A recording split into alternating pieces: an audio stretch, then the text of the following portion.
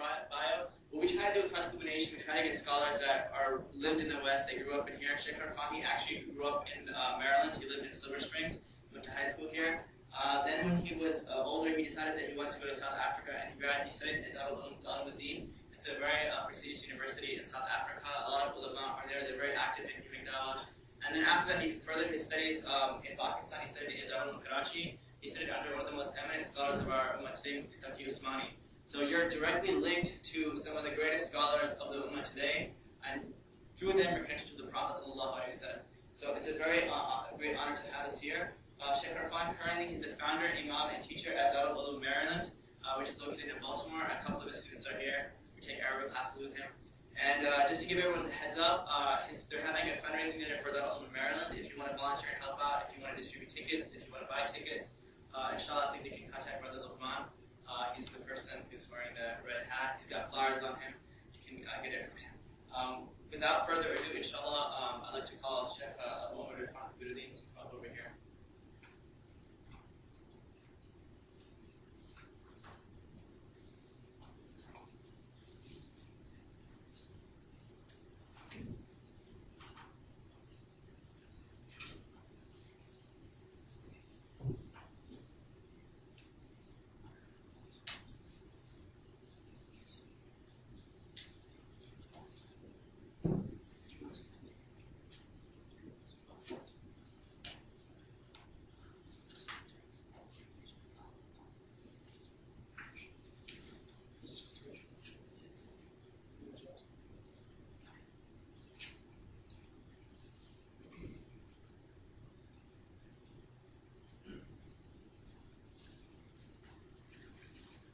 Assalamu alaikum wa rahmatullahi wa barakatuh. My respected brothers and sisters in Islam, respected students that are here, it is my great honor that it's a great honor for me to come here in this type of situation at a college or in the environment of a university, and to talk to the youth specifically in regards to the glorious Quran. Now I wanted to tell you a little bit about the introduction of the Quran. There's two words that are used. One is tafsir of the Quran. Another is Uloom al-Quran. Tafsir of the Quran is commentary of the Quran, of the glorious Quran, written by many mufassirun, commentators. Different tafasir has been written. Uloom al-Quran can be translated as science of Quran. Just like Uloom al-Hadith is the science of Hadith. And then there is, Sharh al-Hadith, the commentary of Hadith. Two different things. Tafsir al-Quran is the commentary of the Quran, given by different commentators. Many tafsir. Ibn Kathir is there, his famous tafsir. Tafsir of Ibn Jarir al-Tabari is there. Tafsir of al-Qurtubi is there, Jami' al-Ahkam al-Quran. Tafsir for al-Suyuti is there, different ones. Al-Jalalain is one of them. Half of it is written by al-Suyuti, half of it by al-Mahalli. This is tafsir al-Quran. And then there's Uloom al-Quran, that is science of Quran, just like Uloom al-Hadith and Sharh al-Hadith. Now, why I tell you this is because when it comes to the definition of the Quran, what does the word Quran mean? Ijazul Quran, then we have to go to the field of Uloom al-Quran. It is not anymore attached with Tafsir al-Quran. So what happens is, usually, before Tafsir al-Quran takes place, the ulama, the teachers, they usually go through few weeks or few days of session of Uloom al-Quran. It is like an introduction. So I have in front of me very authentic book of Uloom al-Quran. Now we're dealing with this field only, not Tafsir al-Quran. Like I've already explained the difference. Uloom al-Quran, just like Tafsir al-Quran, I gave you a few examples, different Mufassirun have written. Uloom al-Quran, in this field also different ulama have written books. As-Suyuti has written a book. Jalaluddin as-Suyuti rahimahullah was a scholar of Islam that has written books in almost every field of Islam, mashallah. And he has not only one tafsir, but more than that, numerous tafasir. And he has also written a book on Uloom al-Quran, Al-Itqan fi Uloom al-Quran, which is one of the most reliable books in the science of Quran. But what I have in front of me today is also a very authentic book. This is known as Manahilul Irfan fi Uloom al-Quran. Manahilul Irfan fi Uloom al-Quran. And it is written by a Shaykh from Egypt, Abdul Azim Az-Zurqani rahimahullah. Not very old, not very recent either, but he was a very big scholar who wrote this book on Uloom al-Quran. And what I wanted to share with you from this book as the introduction is, first of all, the word Quran. So we're talking about the noble Quran today. We'll discuss inshallah after Maghrib prayer about the Ijazul Quran. But first we have to know, what is the word Quran? What does it mean? Now let me tell you that usually in Arabic language there's one definition, and then there's a definition according to our Sharia, which is known as istilahi definition, a term according to our ulama or according to the Quran and Sunnah, established directly from Quran and Sunnah, or ulama have established it. This is known as the istilahi term, this is known as the istilahi meaning. For example, the word salah. Now, examples we'll understand better. The word salah, in the Arabic language, according to majority of the ulama, means prayer, dua. Salah means dua, prayer. But when Allah Azza wa Jal says aqimu salah in the Quran, does it mean establish any type of prayer? Does it mean that? No. It means to establish a certain type of ibadah that is taught by Rasulullah sallallahu alaihi wasallam, that has standing position in it, that has sitting position in it, that has ruku in it, that has two sajdas in each rak'ah, recitation of the Quran in it, all of these things, right? So salah, its Arabic definition is dua, prayer. But the Islamic definition, the istilahi definition, the istilahi term of salah is what? It is the prayer, the ibadah, the worship taught by Rasulullah sallallahu alaihi wasallam that we know of, the 5-time prayers that we know of.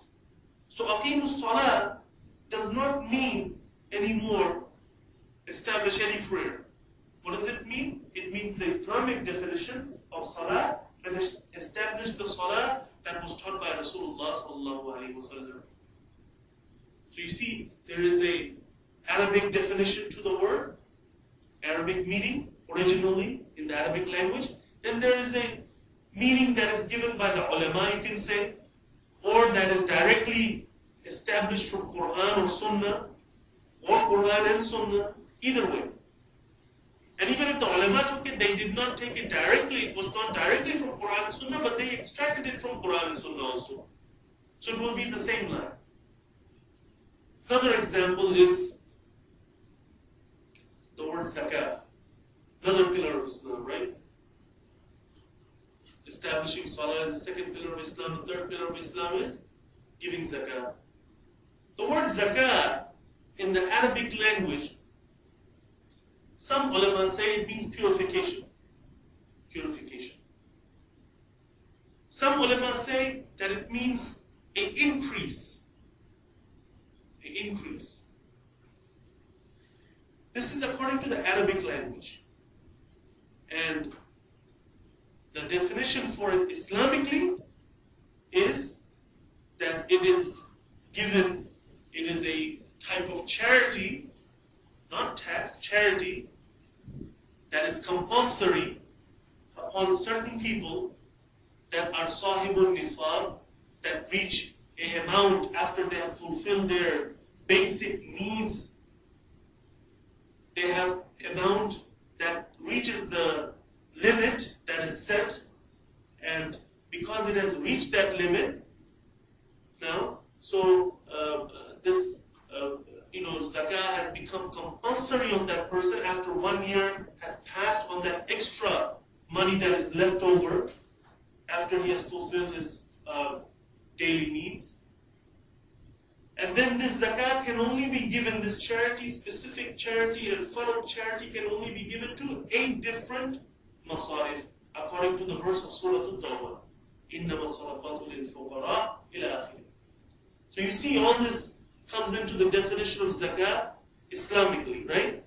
So, Ita'u zakah, the order for it, Atu zakah, does not mean to give something that increases, anything that increases, or give something that purifies, anything that purifies. That is the Arabic definition of zakah. But the Islamic definition is what I explained to you, all the details. Take the word, another pillar of Islam. 4th pillar of Islam is what? Fasting, month of Ramadan. Siyam, or Sawm. This word in the Arabic language means al-imsak. That's it. Al-imsak. Meaning to refrain from something, to stay away from something. To the extent it could mean to stay away from talking even. That is why Maryam alayhi salam mentions in the Quran about not talking to anyone, and the word that is used for her is Sawm. It is in the Arabic definition of the Arabic language. But when Allah Jalla Dhikru tells us that when the month of Ramadan comes, fast, Sawm, do Sawm, Siyam, does it mean to refrain from anything? No. The Islamic definition of Sawm or Siyam, fasting, is al-imsak anil aqli wa shurbi wal jima' naharan ma'an. That to refrain from 3 things: eating, anil aqli, wa anil shurbi, to drinking, and husband-wife relationship, jima', naharan, during the day, because there is no fast at night. And the day also is not the day that we know of according to our urf and environment, from sunrise to sunset. No. The Islamic day, which actually starts from the beginning of Salatul Fajr's time, when Salatul Fajr's time comes in, the Islamic day starts. That is why at that time fast starts also. Because fast is not at night. It is till night. Atimmu siyam ila al-layl. Allah Azza wa Jalla says, ila al-layl, till the night, fulfill the fast, complete the fast. But night is not included in the fasting. So nahara, ma'an niyyah, with the intention, because staying away from these 3 things, eating, drinking, and husband-wife relationship, can be done in a habitual manner also. In a habitual manner. Some things can be done in a habitual manner, some things can be done only in the manner of worship. Like I told you about Salah before, right? In Salah, there is 4 main postures. The postures are, the first one is the standing position, then there is the ruku, then there is the sajda, and there is the sitting, right? 4. And on these 4 positions that are there, you're not even main, 4 positions are there. The recitation of the Quran, which is a very emphasize part of the salah that is part of the standing position. So you don't really include it in any position. You don't mention it as a separate position or anything. So there's 4 positions in salah. Now in these 4 positions, 2 of them, what are the 2? The sitting and the standing position can be done in a manner of habit, ada, and it can be done in a manner of ibadah also. Person, we're sitting down right now. Is this if you're, well, this is for knowledge, so you can say that, we have come for ibadah. Someone will give this answer, so let's not give this as an example. You're sitting at home, just sitting there. It's a habit. You're walking at home. It's a habit, right? Standing, it's a habit. But when you're standing in salah, it's a ibadah, worship. When you're sitting in salah, it's a ibadah, worship. So certain things are habits, could be habits, and could be ibadah. And certain things are only ibadah, like sajda and ruku. These 2 positions in salah are only ibadah, only worship. No one makes a sajda in a habitual way. Or no one does a ruku because there's a habit for him. No. It is done in the way of worshipping Allah. So, you can see that the salah I explained in this manner, but coming back to siyam, we were doing fasting. Fasting is such an amal. See, salah, the person in salah, he knows that he is in an amal, he is in a worship. He's folded his hands in the beginning, he's reciting the Quran, he's in ruku, he's in sajda, like this. Fasting, he can forget that is he in the state of fasting or not. He can forget. Because the things that are in fasting, staying away from eating, staying away from drinking, staying away from husband-wife relationship, these things can be done by a person without intention also sometimes. Person all day doesn't eat anything, doesn't drink anything all day. Either because he just didn't have the time, or he was sick, or whatever the reason was. So here, that is why the intention is necessary. Ma'an-niyah. That he makes the intention also that he's staying away from eating, he's staying away from drinking, he's staying away from the husband-wife relationship during the day, with the intention of worshipping Allah Jalla Dhikr. Then this becomes siyam and fasting. If he doesn't have the intention, then it becomes that he has stayed hungry all day, he has stayed thirsty all day, and he has stayed without fulfilling his desires all day. This is what it becomes. Habit. Doesn't become a worship. So I gave you siyam also, that it has an Arabic definition to it and a Islamic definition to it. 5th pillar of Islam is what? Hajj. The word Hajj in the Arabic language, according to many scholars, means qasd, intention. Hajj just means intention. And some say it means intending a place which is mu'azzam, very noble and sanctified place. But they don't say Al-Kaaba Sharif. It can be some other place also.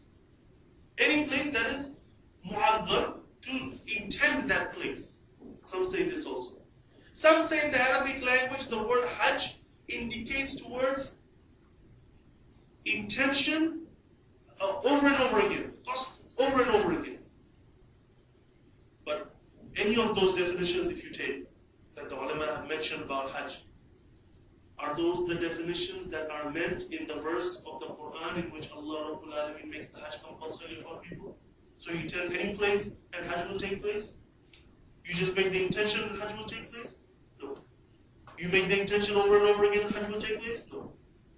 Hajj means, the Islamic definition of Hajj, that you do certain specific manasik, certain specific rituals, certain specific amal, certain specific times, meaning in the Ashhurul Hajj. It cannot be done anytime. But in the months of Hajj. And it is done in certain specific places. That cannot be done anywhere. In Al-Madinatul Munawwara or Sham or Egypt. No. It has to be done. The tawaf has to be done around Al-Ka'batul Sharifa, in Al-Masjidul Haram. The sa'i has to be done in the Mas'ad.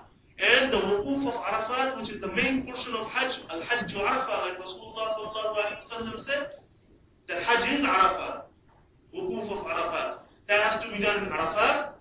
The wuquf of Muzdalifah has to be done in Muzdalifah. The Rami of Jamarat has to be done in Mina. So, certain specific rituals done in certain specific times, in certain specific places. This is Hajj. And again, with the intention of ibadah. Because someone just goes and throws stones at a pillar without intending for Allah Rabbul Alameen, it can be for anything then, that he's throwing stones.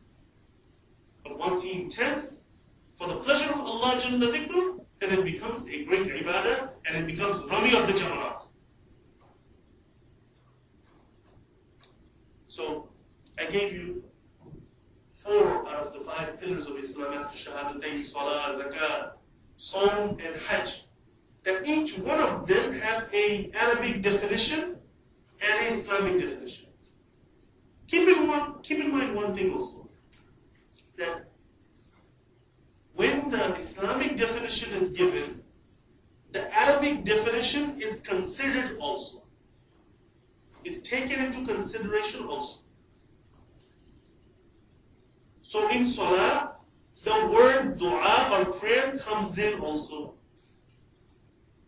In the fasting, the definition of fasting, Arabic language was just imsak, right? Refrain, al-imsak. And I told you the Islamic definition, al-imsaku al-aqli wa shurbi wal jima' naharan ma'an. So the word imsak comes into the Islamic definition also. Hajj means qasd, intention.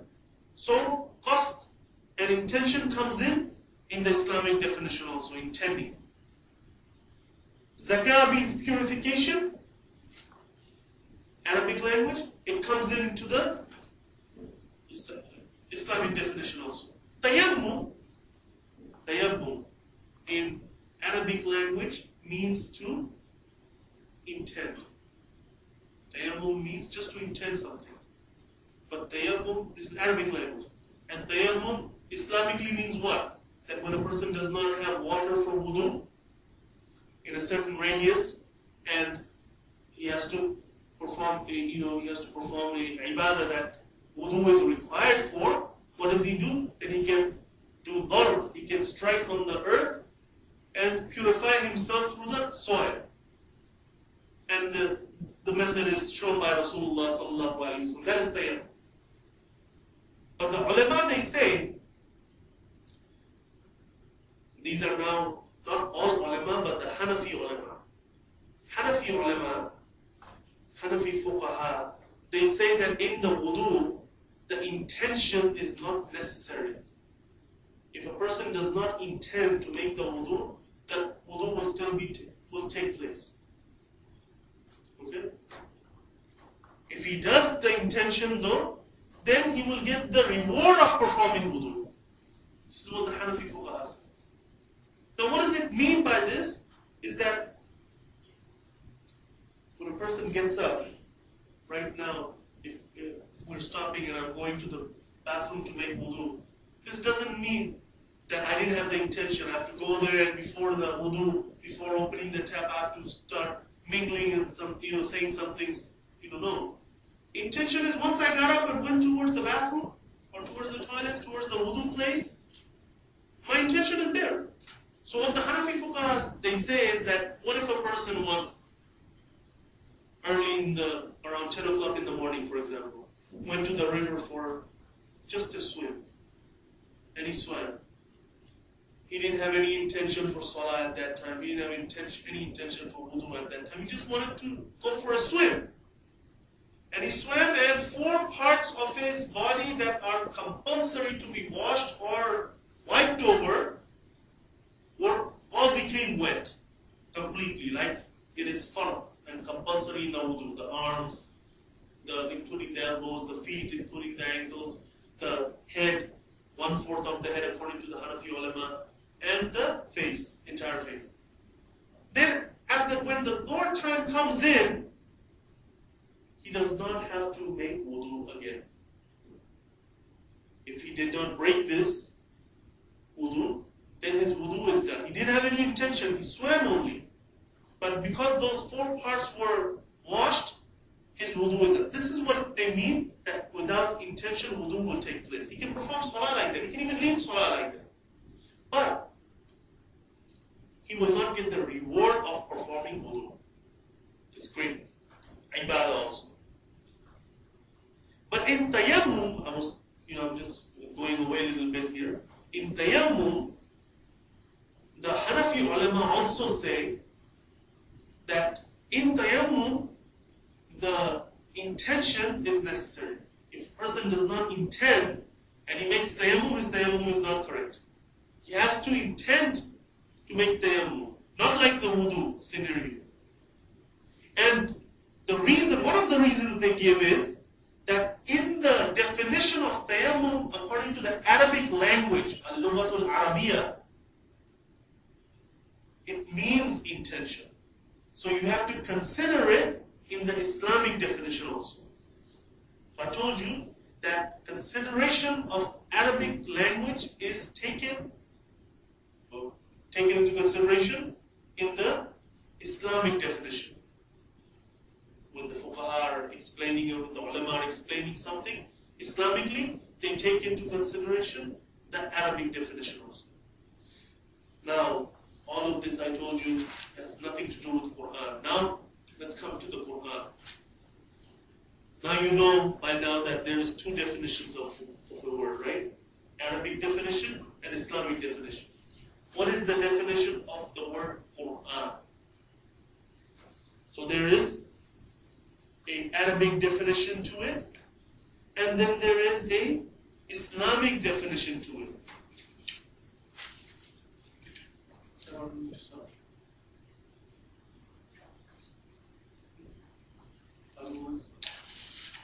Now the Arabic definition to it, according to this book here, Shaykh has written, is that the word Quran, it is a masdar. Okay? And it is muradif to the word qira'ah. Now let me explain to you what does that mean. Muradif means close to or similar as. Meaning that the word Quran in the Arabic language means qira'ah, recitation. And it is a masdar. There are few different types in the Arabic language for words. Whether the word is a masdar, whether the word is jamid, whether the word is mushtaq, these kind of differences. Masdar means that word that is the root word. Other words come out from it. So Quran is a root word. Other words, like the word qara'a, comes out from the word Quran. Qara'a yaqra'u comes out from the word Quran. So this is according to the Arabic language, and it is used in the Quran in itself like this also. Inna alayna jam'ahu wa Qur'ana. Allah Azza wa Jalla says that verily upon us, Inna alayna jam'ahu, we will gather it, wa Qur'ana, and we will make him recite it also. Rasulullah sallallahu alayhi wa sallam will recite it also. So here, how did I translate the word Quran? Recitation. That Rasulullah sallallahu alayhi wa sallam will recite it also. This is the Arabic definition of the word Quran. This is according to majority of the ulama, this is the correct opinion. Even though some ulama have said that the word Quran in the Arabic language comes from the word qar, which means jam, gathering something in one place. Because it has gathered everything in one place, that is why Quran is known as Quran. But again, this is the Arabic definition of it. Islamic definition of it, we have time now, or should we go over it because it is lengthy? I have to break it down. Is there any way you think the summary and then just break it down? Actually, I want to break it down word by word, how he has mentioned it here. Maybe we should break it. Okay, inshallah. So once we come back after Maghrib is now, then there's what's the plan? Actually, I'm going to come up right now. So, everyone, if you remember from yesterday, the doctor right around here, there are some colleges who should already be there. Okay, inshallah, after Maghrib we'll continue. Okay, inshallah, I guess everyone's back, so we're going to start. I hope you guys are taking notes. Who's taking notes? Raise your hand if you guys are taking notes. Okay, that's very good. Hey, we didn't get a prize from that game yesterday. Somebody won, that's what I won. You guys got very close, but you didn't get the last one right. But we have a prize today. I hope you're taking notes because today, inshallah, what we're going to do is our next breakout session is going to be at 9 o'clock. It's going to be a little bit of a different format. This time, I'm not going to give you guys the opportunity to try to figure stuff out. Shaykh Irfan is going to come here, and all of us, inshallah, will try to match him. And I extremely doubt we'll be able to do it, but he's going to try to ask maybe like 10 questions. I told him to throw in some easy ones. So whoever gets the most questions right, inshallah, will get a prize today. It's a really awesome prize. It is a book. Okay. It's going to be a book. It's a really awesome book. I'll let you guys pick which one you want. Since the topic is Uloom al-Quran, the books will be related to the topic of the Quran. So I don't want to get you guys all hyped up. So You already did. I just focus on taking the notes, inshallah, and then when he asks the questions, hopefully he'll be gentle on us, inshallah. So without further ado, inshallah, Shaykh Irfan, for the second part, he's going to complete the definition of Quran and talk about how the Quran is a mu'jiza, it's a miracle. Assalamu alaikum.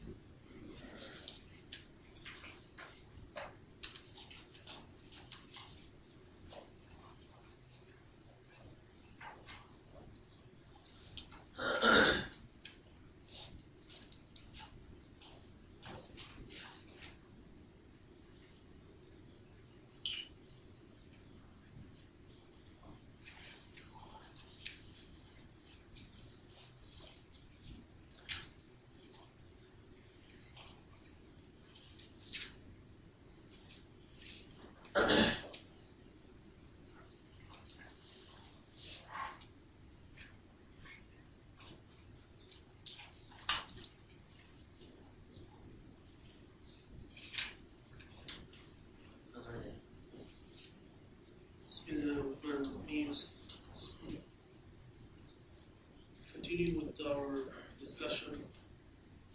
I was mentioning about now the definition for glorious Quran. What does the word Quran mean?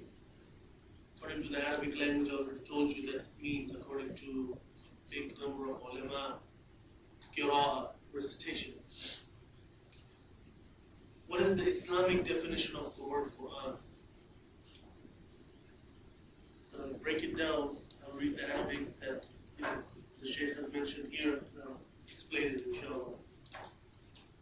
بأنه الكلام المعجز المنزل على النبي صلى الله عليه وسلم المكتوب في المصاحف المنقول بالتواتر المتعبد في تلاوته.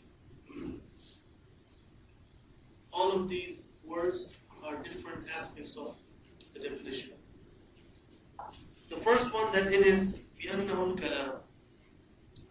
It is the kalam of Allah Rabbul Alameen, speech of Allah Azza wa Jalla. See, if this definition is understood properly, and if amal was made on this, then we wouldn't have people of the past becoming misguided from the right way, from the Ahlul Sunnah wal Jama'ah, their aqidah.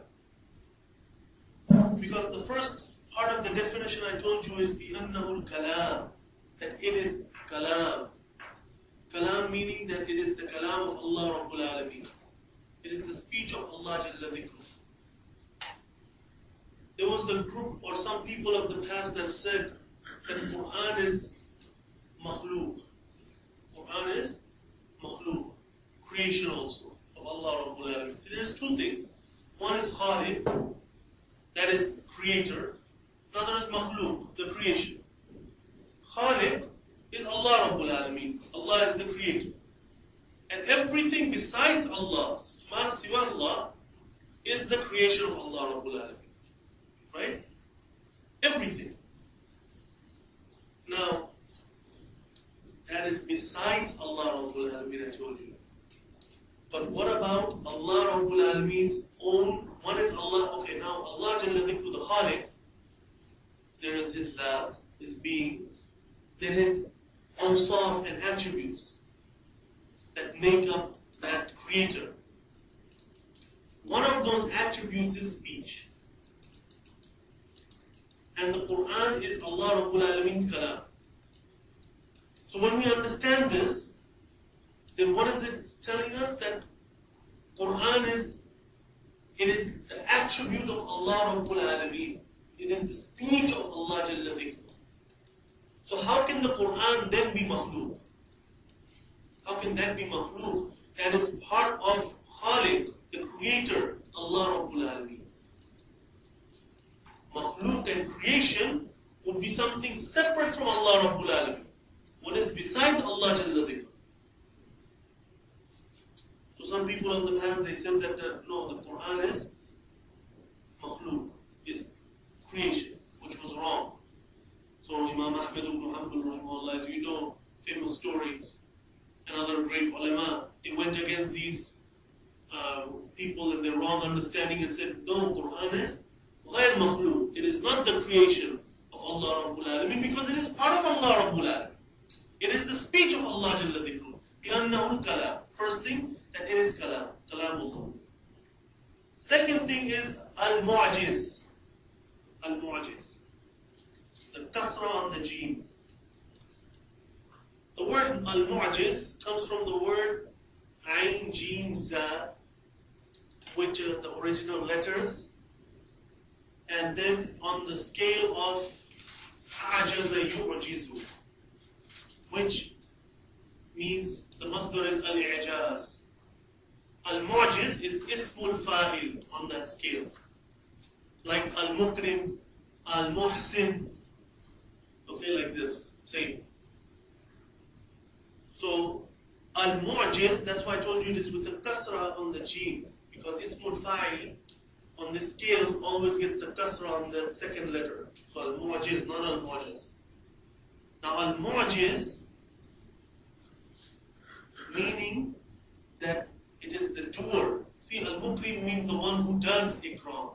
Al-muhsin means the one who does ihsan. So al-mu'jiz means the one who does i'jaz.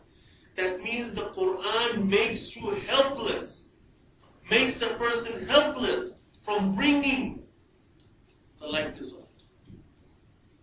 He said, the word ajz means helplessness.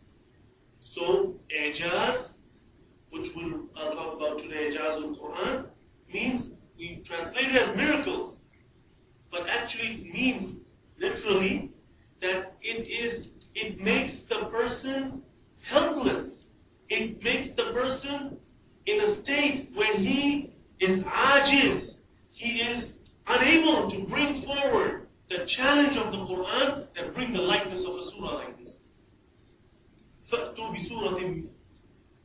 For example, Allah Rabbul Alameen mentioned in one place that bring a surah like this, or bring 10, chapters like this, if you could. Then the challenge came down even more. Okay, 10 chapters is too hard. At least bring one chapter like this, the smallest chapter, Al-Kawthar. That even they could not fulfill. So, Al-Mu'jiz, it makes people helpless from bringing the likeness of Him. Al-Munazzal, the third part of the definition. Al-Munazzal, the one that has been sent down.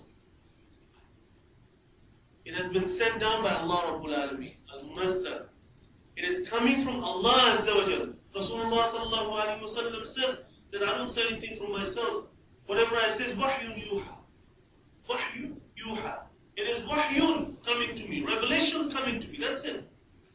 I say it's from Allah Rabbul Alameen, either in the form of Quran or in the form of Hadith. Two different forms.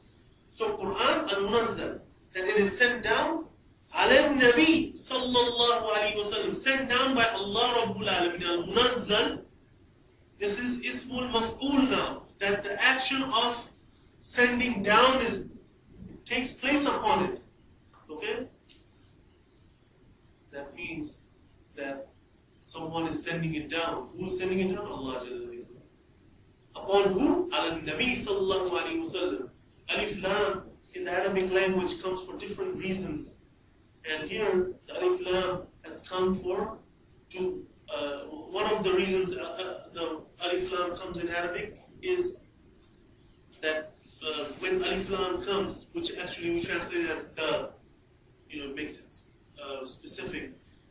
But in Arabic it has different reasonings why it comes. So one of the reasons is that you say that al-rajul, the man, and immediately you know which man the person who's speaking is talking about. Because the people who were listening to that person, they knew which man he was talking about. So when he said al-rajul and he used alif lam, immediately everyone's attention went to that specific man. Okay? Just to explain to you how it is done. So, alan nabi, upon the prophet, immediately everyone knows which prophet is being talked about here. Alif lam is coming for which prophet? Specifically, al-Mustafa sallallahu alaihi wasallam. That Quran is sent down not upon any prophet, but upon the prophet, al-Mustafa sallallahu alaihi wasallam, from Allah Rabbul Alameen. Al-Maktub fil Masahif. It is written down in the Masahif. Masahif is the plural of Mushaf. Mushaf is the Quran that we know of today. In the book form. Quran, this is called Mushaf.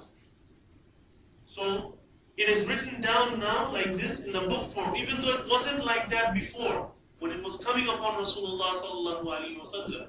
This part of the definition is important, or else someone can say that today this Quran the definition doesn't apply. If you don't put this, they'll say that the Quran is on the shelves. This is not Quran, because the definition doesn't apply, because it is al-maktub fil masahif. Where is that? Where is it that part of the definition is it's written down in the book form? It came down upon Nabi sallallahu alayhi wa sallam. That Quran was at that time. Someone can say that. So al-maktub fil masahif. Al-manqul bit-tawatur. Very important part. Al-manqul bit-tawatur. It has been related bit-tawatur. Tawatur means that, just again, this is for our own understanding without confusing you. I don't want to confuse you. When a very big, large amount of people narrate something, say 1,000 people, and they tell the same story to another 1,000 people.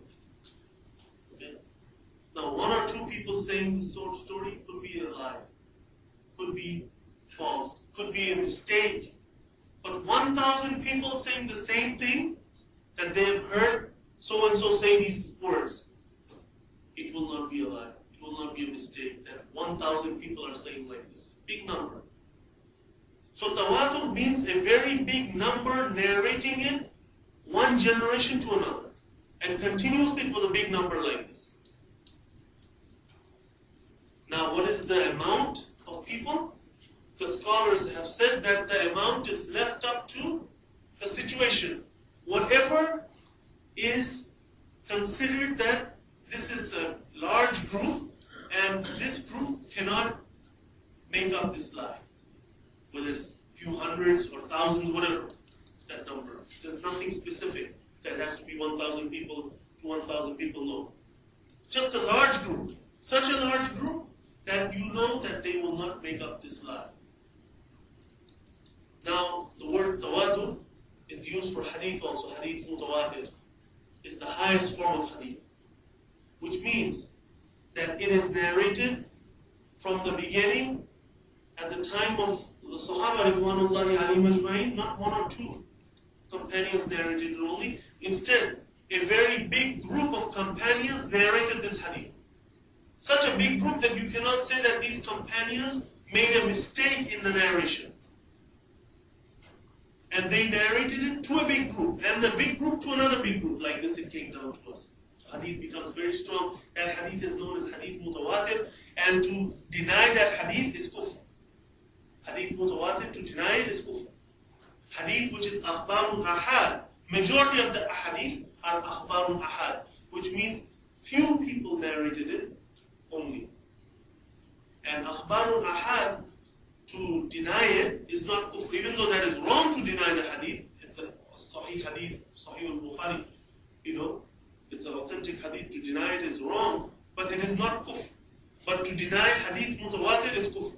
Just like to deny Quran, any verse of the Quran is kufr. Because entire Quran is mutawatir. Just like hadith is mutawatir, one type of hadith, entire Quran is mutawatir. And this, I told you, hadith makes the hadith the strongest hadith. Okay? Now, I gave you example of Sahih al-Bukhari. Sahih al-Bukhari's majority of the hadith are not mutawatir, are akhbarun ahad. As a matter of fact, majority of the books, the hadith are akhbarun ahad. They are not mutawatir. Mutawatir are only very few hadith. So just because it's in Sahih al-Bukhari doesn't make it the highest form of hadith. That if you deny it is kufr. No. That is khabrun wahid.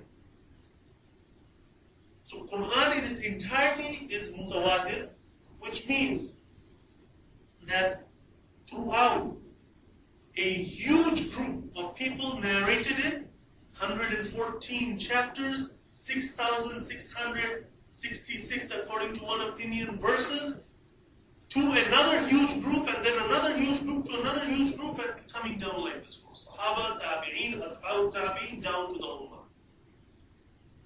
And we cannot say that for 1400 some years, all of these people, thousands of people narrating it to thousands of people and then thousands of people, all of them were making up a lie. All of them said 6,666 verses and 114 chapters, all of them made a mistake. We cannot say this. Which makes it now that it becomes authentic. It becomes certain that it is from Allah Rabbul Alameen that came upon Rasulullah sallallahu alayhi wa sallam. Surah Al-Fatiha, Surah Al-Baqarah, Surah Yasin. And if someone denies, if Rasulullah sallallahu alayhi wa sallam was mawjood and present amongst us, and he said that this is a verse that I've just received from Allah Rabbul Alameen, and someone denied it, what happens? It's kufr. So it will be just like that, kufr. Same thing with hadith mutawatir also. Okay? But akhbarun ahad, I was telling you the other form of ahadith, actually majority of the ahadith, few people have narrated only, that if you have heard it directly from Rasulullah sallallahu alaihi wasallam and you denied it, that is kufr also. But because many people have come in between Rasulullah sallallahu alaihi wasallam and us, and that in between people are only few in numbers, not huge groups like hadith mutawatir or Quran being mutawatir. So there is a chance that it is not from Rasulullah sallallahu alaihi wasallam. Understand? That is why it will not be kufr to deny that. Even though it will be wrong, if it's authentic hadith, to deny it will be wrong. It will be person in error, sin actually even. But it will not be kufr. It will not be rejection. It will not go out of the fold of Islam. So Quran comes to us through tawatur. And tawatur is of two types. One is in chain, sanad. The other one is one group to another group. Okay?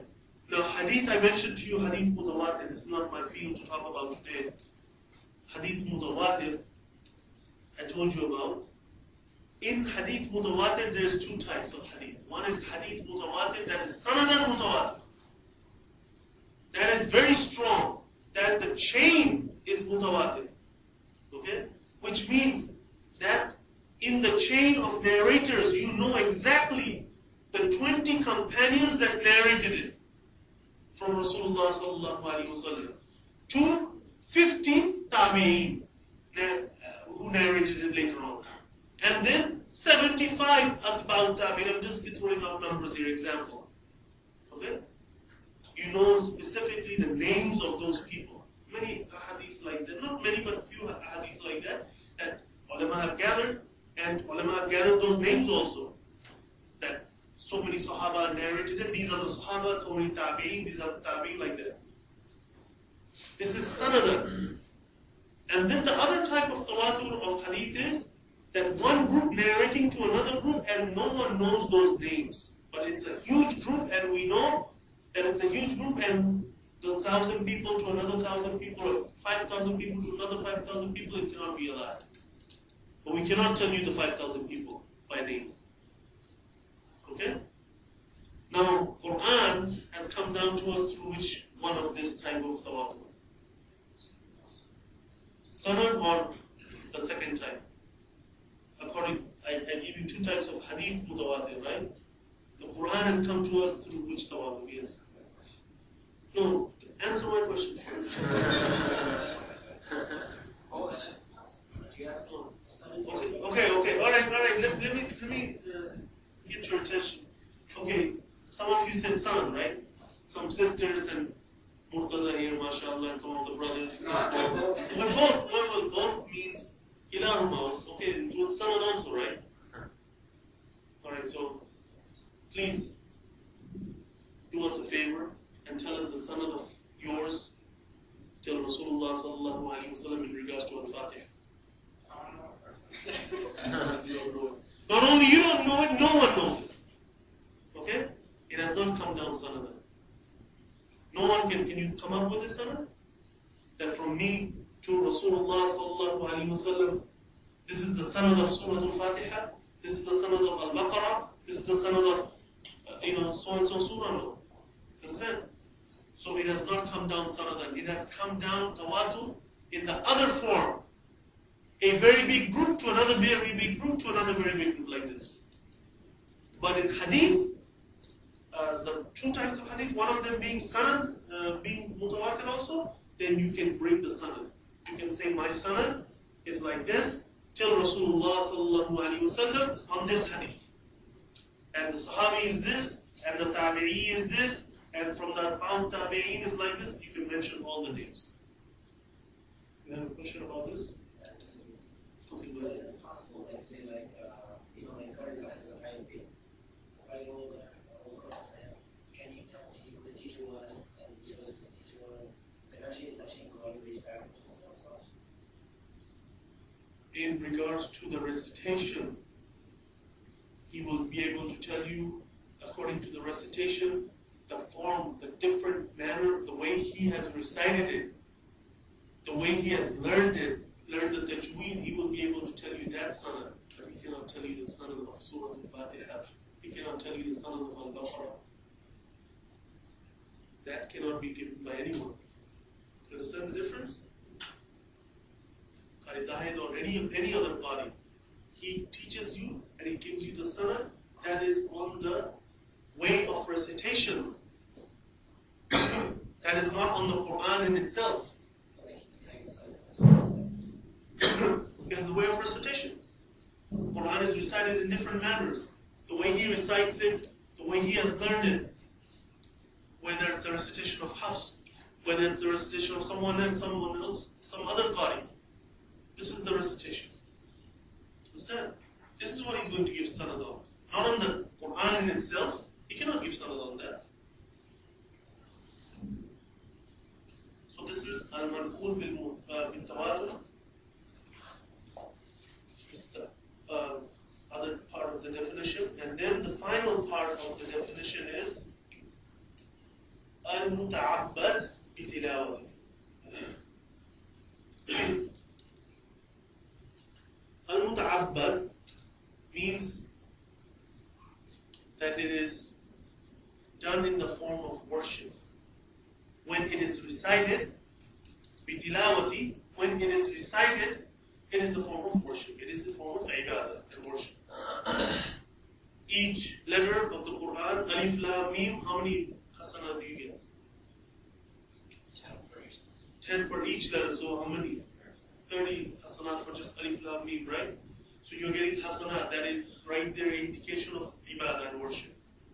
Now, in regards to hadith, the difference, now this is separating itself from hadith. Hadith is also wahyun. Quran is wahyun, and hadith is also wahy, revelation. Both are revelations, and both are coming from Allah Rabbul Alameen upon Rasulullah sallallahu alaihi wasallam. Quran and hadith both. One is recited, the other one is not. Quran is recited, and you get ajr over its recitation, get reward over its recitation. Like each letter of the Quran, Alif is 10 hasanat, Lam is 10 hasanat, and Mim is 10 hasanat.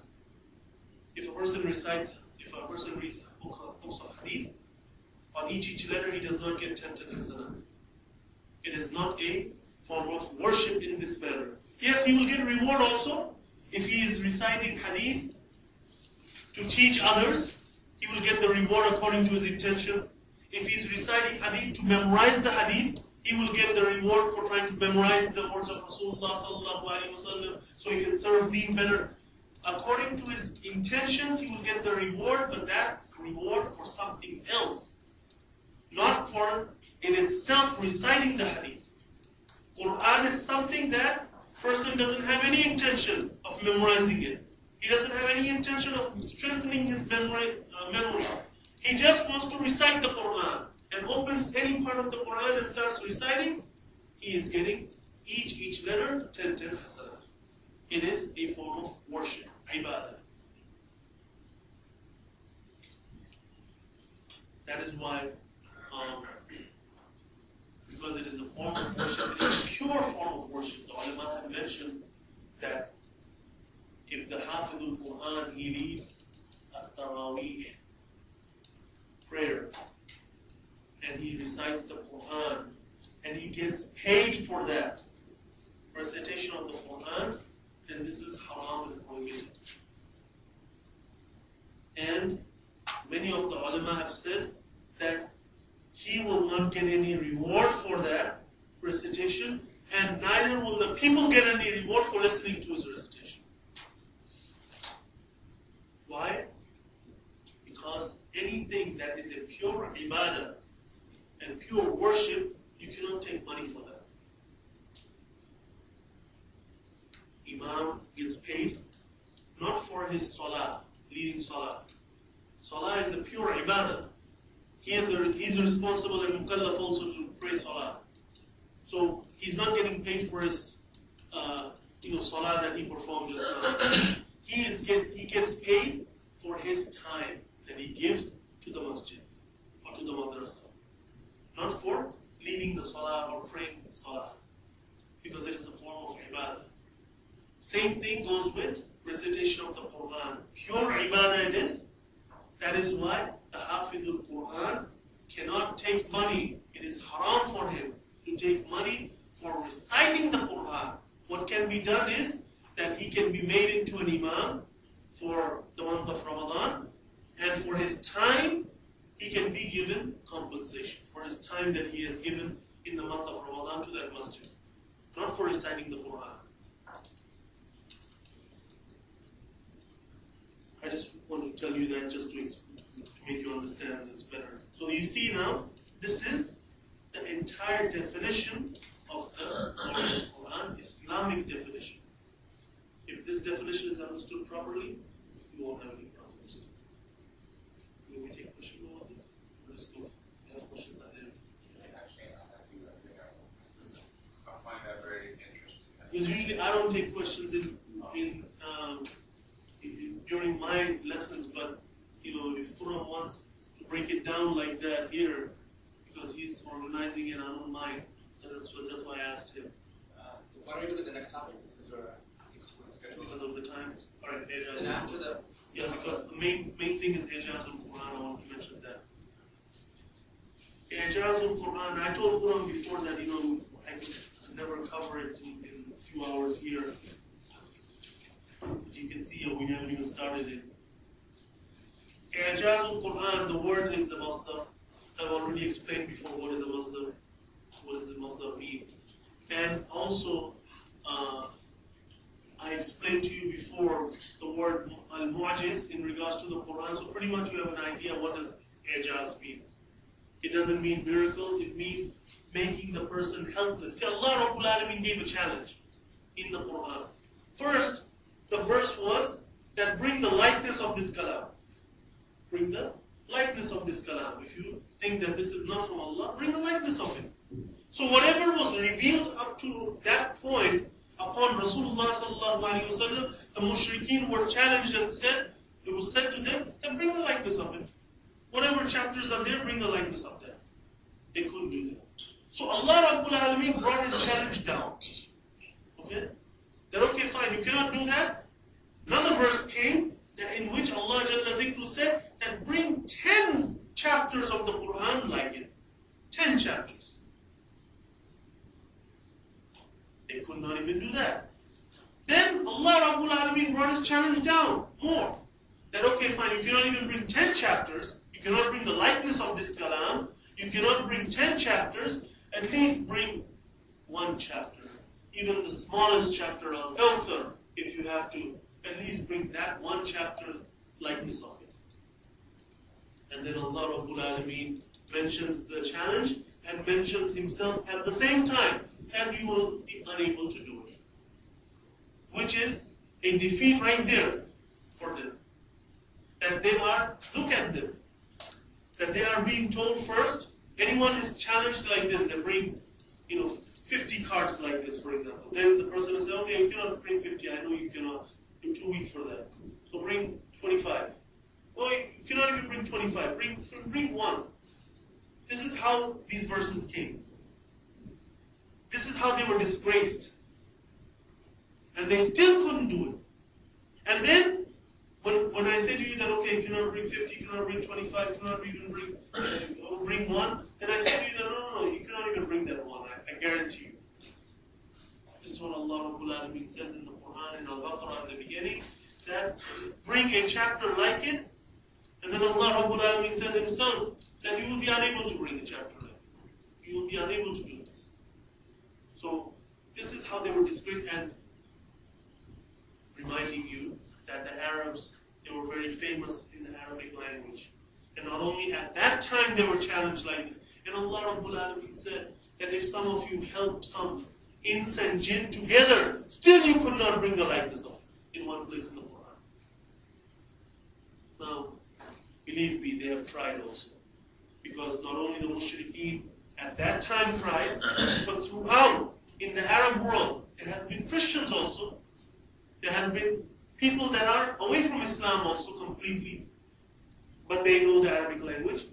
You think they didn't try to bring at least 1 chapter of the Quran, to say that, okay, we did bring 1 chapter of the Quran, and the Quran says that bring a chapter of it, and you cannot do it? Well, we did it. We fulfilled the challenge. They tried, they still couldn't do it. This is I'jazul Quran. Now, I'jazul Quran is this, but there are many ways of explaining it also. And Shaykh here, Abdul Azim Az-Zurqani rahimahullah, goes into details of each and every way. How it is I'jaz. How is it? Now the word I'jaz widely is used upon the meaning of miracle. How is it a miracle? Quran is the biggest miracle you can say for Rasulullah sallallahu alaihi wasallam. Rasulullah sallallahu alaihi wasallam. The word mu'jizat, same thing, comes from I'jaz. Mu'jizat takes place with prophets and messengers. What it means is that some miracle takes place in their hands that is contrary to habit, contrary to natural ways. Like Musa alayhi salam throwing the staff down and it becoming a serpent. When a person throws a staff down, does it become a serpent? No. Isa alayhi salam touching the blind and the blind getting his eyesight back. Person just touches the blind, will he get the eyesight back? No. Or bringing the dead back to life. These are known as mu'jizat, that things happen in the hands of prophets and messengers that are contrary to habit, and it happens mu'jizat. So people are unable to do those types of similar things. They are unable to do those types of things, and it happens in the hands of Anbiya and Rusul as a proof that these people are sent by Allah Rabbul Alameen, and Allah Azza wa Jal is helping them, and Allah Rabbul Alameen is sending this miracle in their hands that you cannot do, and normal people cannot do. So it is best for them that they accept Islam, and they accept the ways of that Prophet. This is why mu'jizat are given to the prophets. This is why, and this is how mu'jizat comes. So out of the mu'jizat, miracles, Rasulullah sallallahu alaihi wasallam was given many mu'jizat, and prophets of the past were given many. Maybe the biggest mu'jizah of Rasulullah sallallahu alaihi wasallam, and many of the scholars have mentioned it to be the biggest, is the Quran, glorious Quran. And another thing I'll mention to you, that usually a mu'jizah, it stays till the Prophet leaves that world. Once he leaves the world, then the mu'jizah also goes away. Like Isa alayhi salam brought the dead back to life. He cured the blind, he cured the person with leprosy, right? He made a figure of a bird and blew into it and the bird flew. This type of mu'jizat are mentioned for Isa alayhi salam. Once Isa alayhi salam was lifted to the skies, these mu'jizat also went away from this world. Musa alayhi salam had, when he would take out his hand from underneath his armpit, like underneath his arms like that, it would shine. And when he would throw the staff down, it became a serpent, a snake, big snake like this. And Musa alayhi salam became scared and started running. Allah Rabbul Alameen told him that no, come back, don't be scared. This is the same stick that you had in your hand. These types of mu'jizat went away with Musa alayhi salam going away also. But Rasulullah sallallahu alaihi wasallam has two miracles that stayed even after Rasulullah sallallahu alaihi wasallam left this world. Majority of his miracles went away also, but two stayed. One is the glorious Quran. It will stay till little before the day of judgment. Now, how is it a miracle? Shaykh has mentioned, and I will go through it briefly.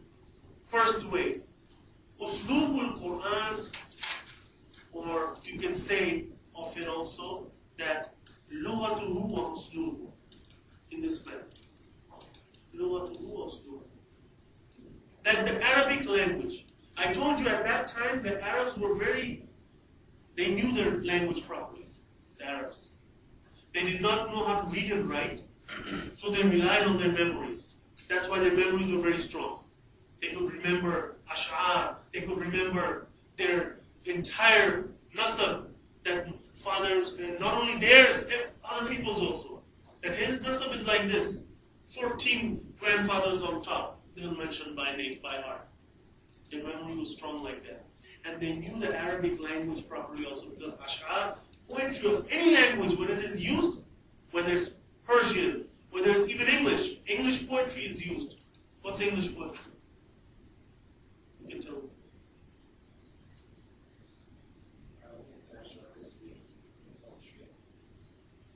But isn't it true that when poetry is used in the English language also, that indicates towards the person knows the language in a proper manner? Same thing with Farsi, Persian. Same thing with Arabic. So these people knew ash'ar. So they knew the Arabic language properly. But Quran comes in such Arabic language and Fusha that they are even, it's mind-boggling for them. They don't know what's going on. They know that this is something they cannot bring the likeness of. And they couldn't bring the likeness of. And the Shaykh explains also, Uslub al-Quran and Uslub al-Hadith al-Nabawi. I told you that Hadith is also from Allah Rabbul Alameen, right? The difference is between Quran and Hadith, that both is from Allah Rabbul Alameen. One difference was that one is recited, the other one is not recited, right? Another difference is that one is words and meanings from Allah Rabbul Alameen. That is the glorious Quran. And the other is words from Rasulullah sallallahu alayhi wa sallam, meaning from Allah Rabbul Alameen. That is the Al-Hadith al-Sharif. Okay? Now, this is the difference. So the Shaykh mentioned here also that when you look at Quran and when you look at Hadith, and not only he mentioned, other ulama have mentioned it also, you will see the difference in Arabic language also. Quran's Arabic is higher, Hadith Arabic is higher also, higher than the regular Arabic, the regular Fusha. It is higher than that, but it is not as high as the Arabic of the Quran, because that is coming from Allah Rabbul Alameen. So one of them is Lughatuhu wa Uslub.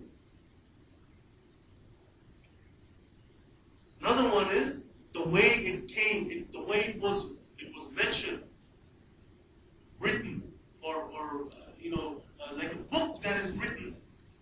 You will see that how it is. Stories are mentioned from here to there, from start to finish. No, Quran. When Quran needed to mention a incident from start to finish, with its particulars being mentioned, Surah Yusuf was mentioned. From Yusuf alayhi salam's childhood, from the time that he saw the dream, all the way when he became older. And Zulaykha's story and all this, everything is being mentioned in the Quran from start to finish in Surah Yusuf. Because these people came and asked Rasulullah sallallahu alaihi wasallam that the Bani Israel, they were from this place in Sham, Kan'an. Okay, because Bani Israel are the children of Yaqub alayhi salam. Israel is Yaqub. So Yaqub alayhi salam was in Kan'an. How did the Bani Israel, his children, then go to Egypt? Then Musa alayhi salam is freeing them from Pharaoh and bringing them from Egypt. How did this happen? So the entire incident of Surah Sayyidina Yusuf alayhi salam was mentioned in Surah Yusuf, start to finish. So Allah showed there that when history is needed to be mentioned from start to finish, that also Allah will do better than anyone else. But other times, Adam alayhi salam's incident is mentioned in bits and pieces here, bits and pieces here, bits and pieces here, like this.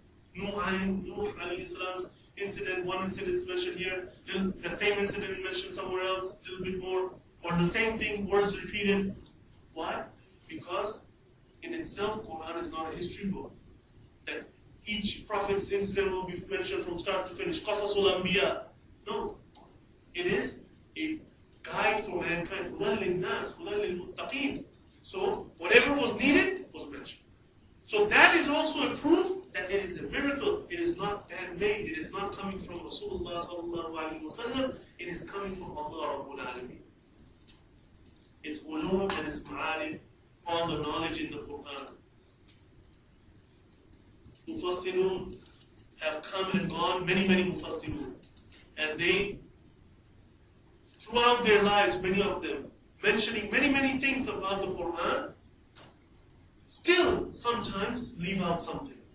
And some of them, till their end sometimes, 30 years, 40 years of teaching Quran and doing tafsir of the Quran and research on the Quran, maybe at the end of their life, after 40 years, they realize one other point from that verse. The Uloom of the Quran. No other book, 114 chapters, this type of book that will have this type of knowledge and this type of recognition, ma'arif and Uloom, like the Quran has. That also shows that how can anyone bring a book that has that type of knowledge, that much knowledge in it, let alone a only person who does not even know how to read and write, he's bringing a book like that? No, this is coming from Allah Rabbul Alameen. Another is the way the need of the bashar and human beings were fulfilled in the Quran.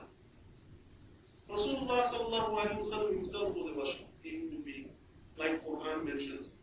So, a human being, he knows his own needs, but he does not know the needs of everyone, all of mankind.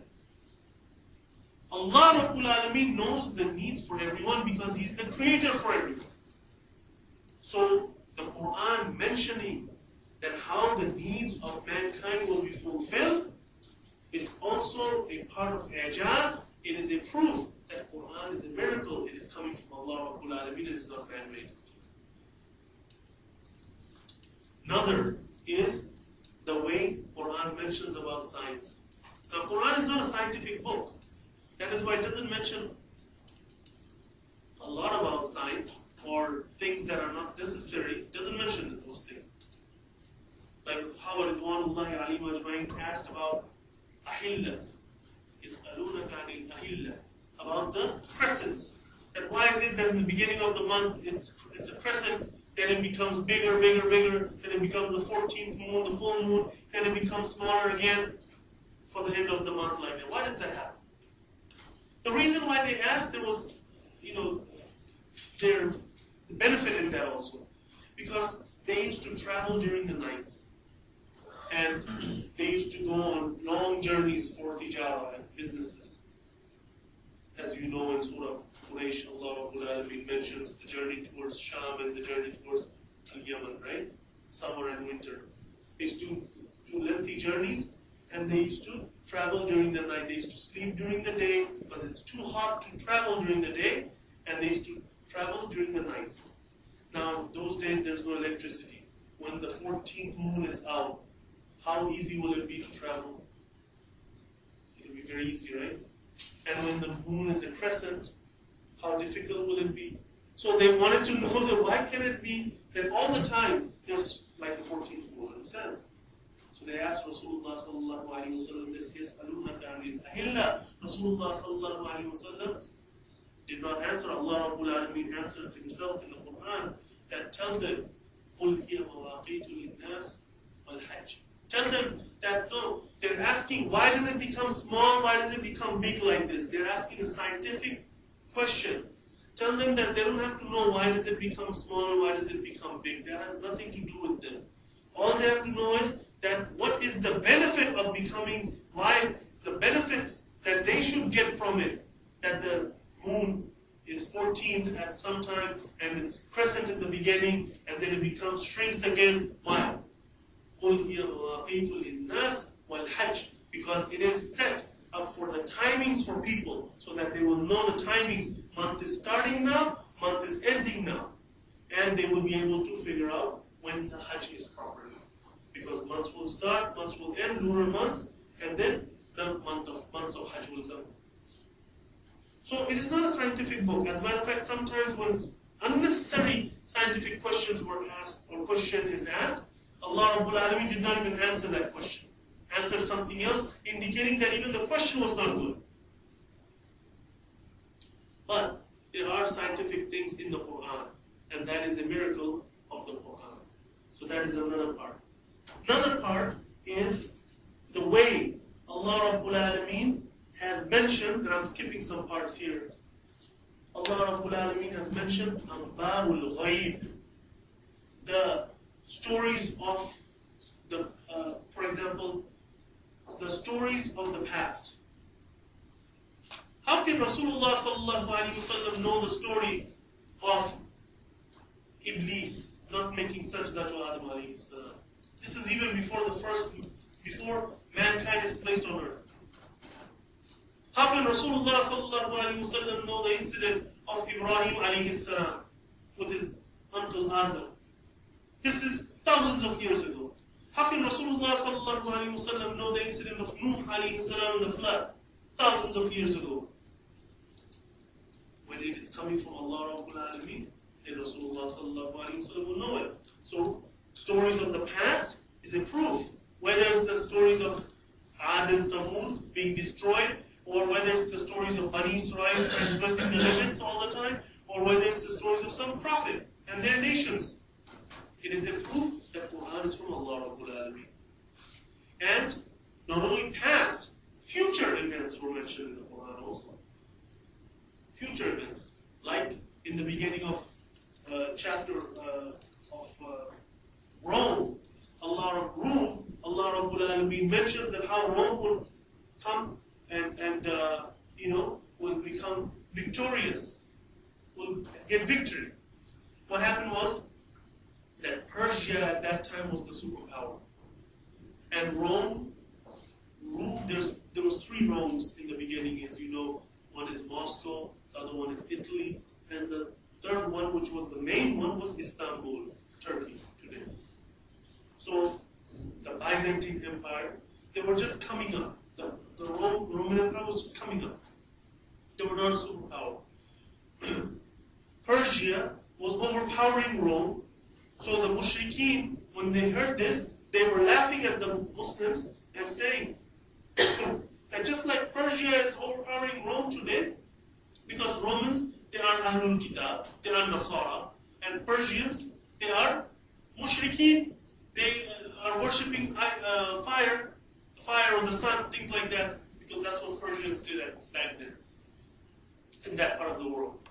So how the people of Shirk are overpowering the people of the book, like that, you are also people of the book, you say you are people of the Quran, and you call us people of Shirk, well, we are going to overpower you also. This is what they said. And Sahaba Ridwanullahi alayhim ajmain, it was very difficult for them. So Allah Rabbul Alameen mentioned that no, right now this is happening, in a few years, Rome would overpower Faris. It was unheard of at that time. Because Faris, Persia was the superpower. Rome was just coming up. How can Rome overpower Faris? Allah mentioned it, and it happened. So, things of the future also.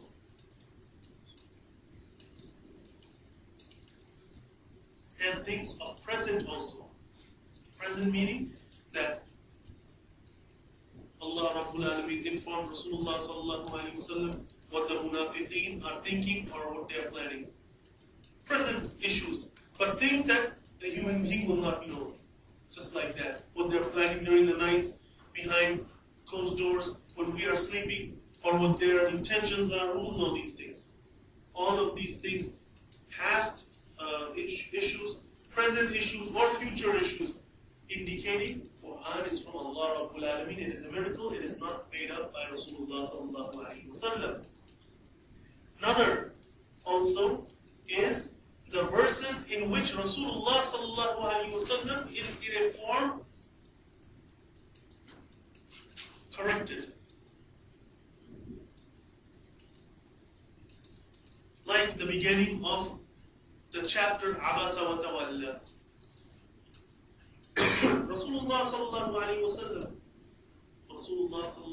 wasallam was talking to some of the ashraf, some of the noble people of the Quraysh, and he was trying to give them da'wah, invite them towards Islam, and he was hoping that they accept Islam. Because if the noble people accept Islam, the leaders accept, then the followers will come into the fold easily. That's what happens in every aspect of life. At that time, Ibn Maktum radiyallahu anhu, a famous companion of Rasulullah sallallahu alaihi wasallam, but a blind companion, came to ask Rasulullah sallallahu alaihi wasallam something. And Rasulullah sallallahu alaihi wasallam did not like this, because already the Quraysh, the noble of the Quraysh, what they used to say is that this messenger's followers are the poor, they are the blind, they are the useless people. People with dignity do not follow him. Like they always say, like this about all the prophets and messengers.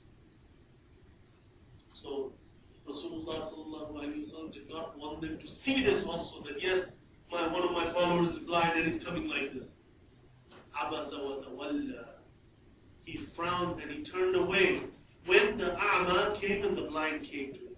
Allah Rabbul Alameen tells Rasulullah sallallahu alaihi wasallam that no,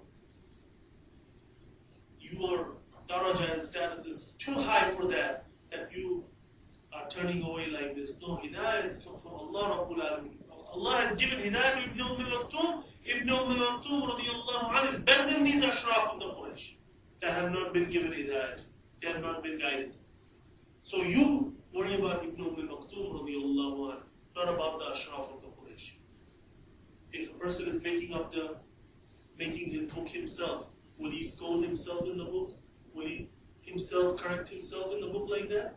It is a proof in the Quran that the Quran is from Allah Rabbul Alameen. It is not man-made by Rasulullah sallallahu alaihi wasallam. Miracle also. Certain verses that came after a lengthy period.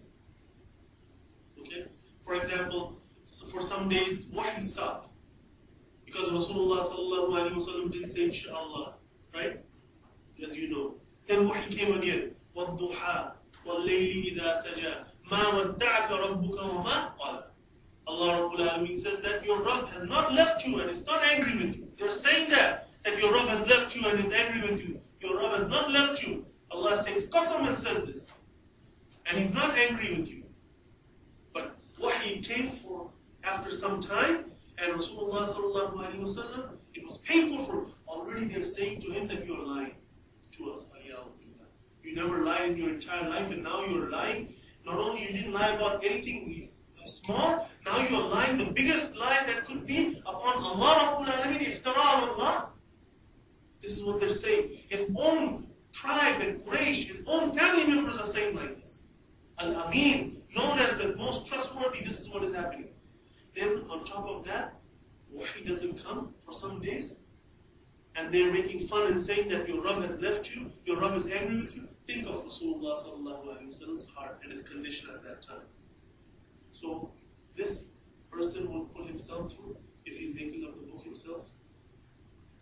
So this is a proof also, Ijaz al-Quran. The Quran is a mu'jiza. It is from Allah Rabbul Alameen. All of these things make the Quran a mu'jiza. That means that it makes it from Allah Rabbul Alameen. Because mu'jizat can come from only Allah Rabbul Alameen.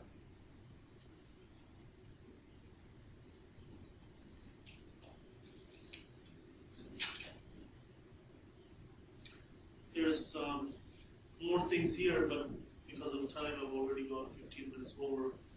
I'll just finish off last part of it. He mentions himself, and then I'll add one point that he did not mention here, but I'll add. Another way that Quran is a mu'jiza is that the effect of the Quran upon human beings. Which other book is recited the same surah, Al-Fatiha, over and over and over again? How many times have you heard it? And every time you hear it, it affects you differently. Look at the Imam reciting it in this way. Oh, look at it, mashallah. Which other book like this? Which other book that you have recited Surah Al-Kahf so many times, every Friday, and still you want to recite it every Friday when Friday comes?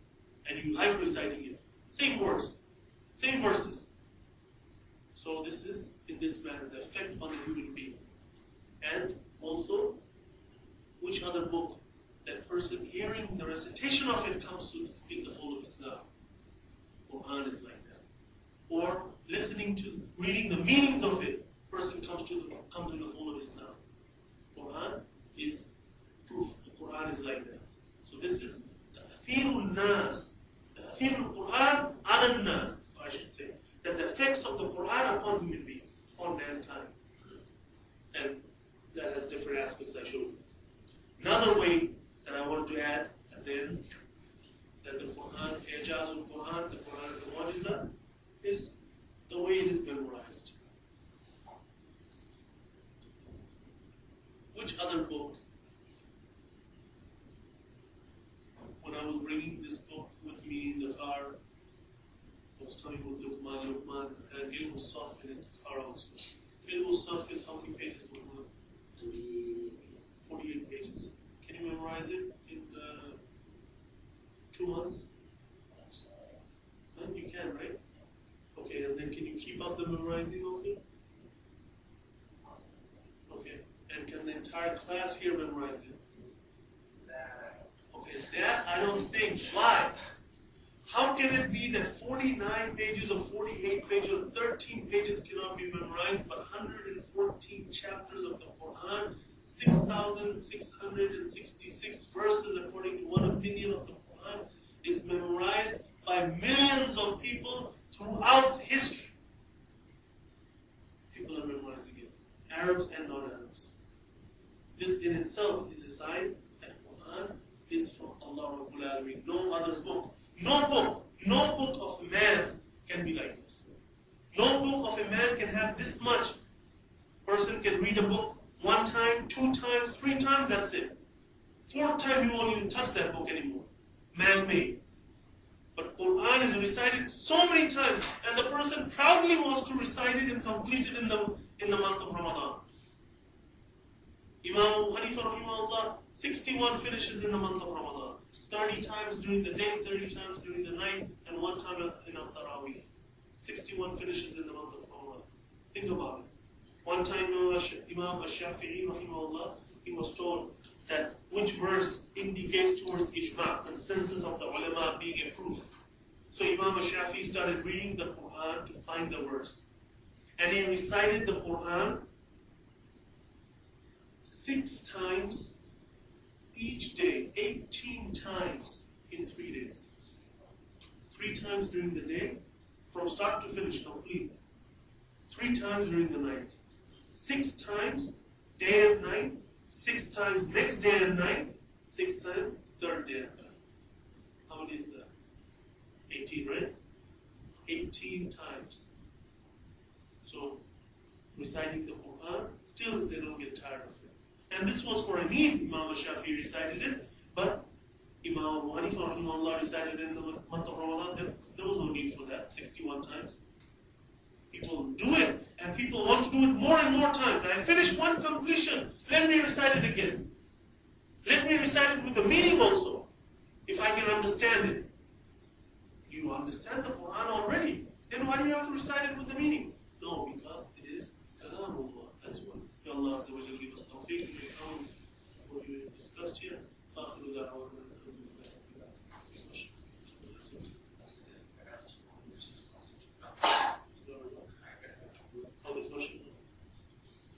Okay, so what we're going to do now is basically go to our breakout session.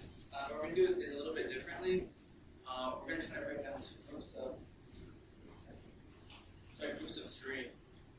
So what we're going to do in the meantime is me and Shaykh Irfan are going to come up with a list of questions while you guys are discussing these questions, and whoever answers, whichever group answers the most questions, inshallah everyone in that group will get a prize, and anyone can participate within it. So the question that you wanted to get a discussion for now, and what we talked about last time was that when you're in a group, one of the sunnahs of the Prophet ﷺ was to appoint someone in charge as an emir. So we want to revive this sunnah. It's a very great reward to revive even sometimes the smallest sunnah in this age where people have forgotten it. So we're going to break that into groups of 3. I guess what we can do to make it simple is, at least for the brothers, you have 3 people sitting. You can form one group, you can form a group, you can form a group, you can form a group. You can lead a third person, I guess. We can take you. No, I'm the question. So for the breakout sessions, there's 3 questions we want to ask. Because the first question is, why do you think Quran is not in chronological order? Shaykh Irfan mentioned this as a point. If you read, for example, the Old Testament or the New Testament, usually it goes in this sort of point. Shaykh Irfan actually mentioned it in his talk. So if it's something that you guys want to talk about, if you read the Quran, it's not in any particular chronological order. The second question is, how would you convince someone that the Quran was the speech of Allah subhanahu wa ta'ala? So somebody that's not Muslim, they have another faith, and they're gonna, you're at a dawah table, for example, and they're like, let me tell you about Islam, and they're saying, I don't need to become Muslim. I have the Word of God. They'll have their religious text. So how would you convince them the Quran is the actual speech of Allah Azza wa Jal? And the third question is, what can you do to develop a stronger relationship with the Quran? So what we'll probably do is groups of 3, and we'll give you maybe like 10 minutes. So what we can do is at 9:30 we'll break, share some of the group answers, then we'll do the pop quiz, and then we'll have maybe 10 minutes, I guess, for open Q&A. And inshallah, if Shaykh Irfan has, if he's up for it, we can go to my house. At least the brothers, we can go have tea at my place, and we can ask Shaykh Irfan. It'll maybe be more like an open forum discussion, where we can ask questions about things that you like. It could be, it doesn't have to be even topic related. If you have any other fake questions or anything, we can do that. So inshallah, groups of 3, and you have about 10 minutes.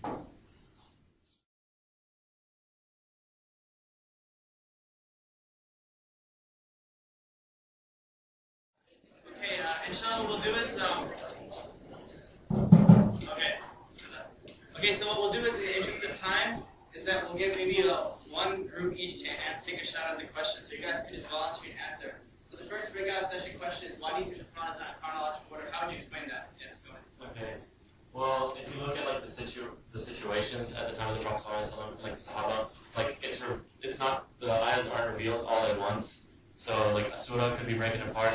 It depends on what's going on at the time. Like if there's some like tragedy or something, or some victory, like to be thankful, or some tragedy to go towards Allah. So you have different relations different times. So it's not all much together. And also like when it comes to like the Bible or something, the Bible it focuses like on the story. So it's all like the whole story is all at once. But when it comes to the Quran, it's like it's not just the parable. It's like what's underneath it, the lessons you learn, the morals, and like how it affects you. So it's not. So Allah places it like by topic, really, by like. So it actually affects you. It's not just the story you hear and you enjoy the story. It's about what you learn. So if somebody came to you and they were reading the Quran and they were just like, this doesn't make any sense, all these topics all over the place, what would you tell them? Basically, it does make sense. You have to think about it, you have to ponder it, you have to reflect over it, and try to understand the underlying connections. That's a good answer. All right, next question. How would you convince someone that the Quran was the speech of Allah subhanahu wa ta'ala?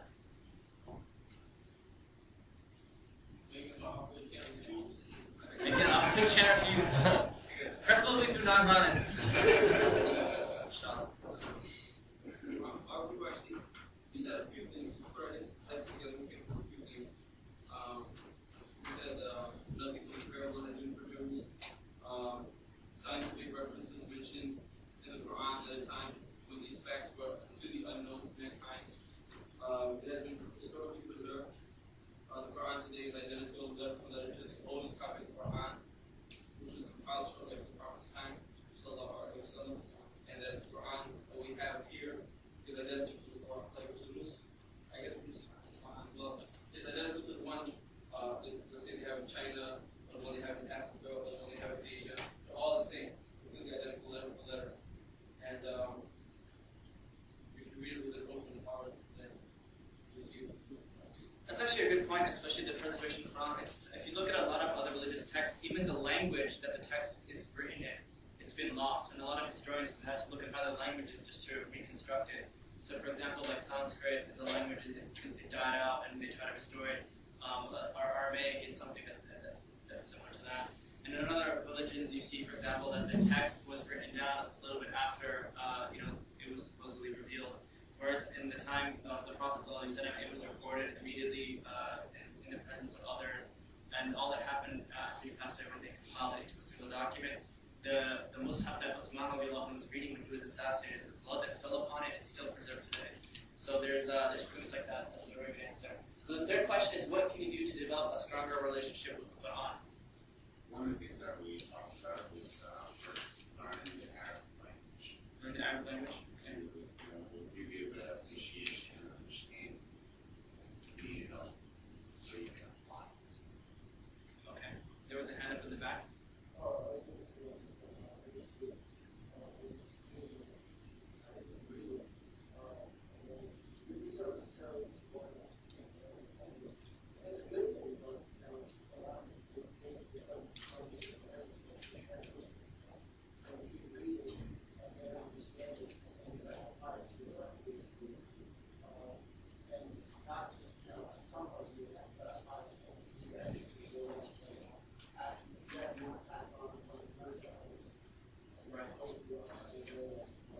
Also, like, just comment on that. No matter how many translations you read, it's not the same as the Arabic language. Quran cannot, any language, it cannot be translated to another language. And Arabic language is so rich, it cannot be translated. Many, many words, many, many verses. So until you learn the Arabic language, you will not get the full understanding of the Quran, and you will not get the full love of the Quran and the full beauty of the Quran. You will not understand, no matter how many translations you read.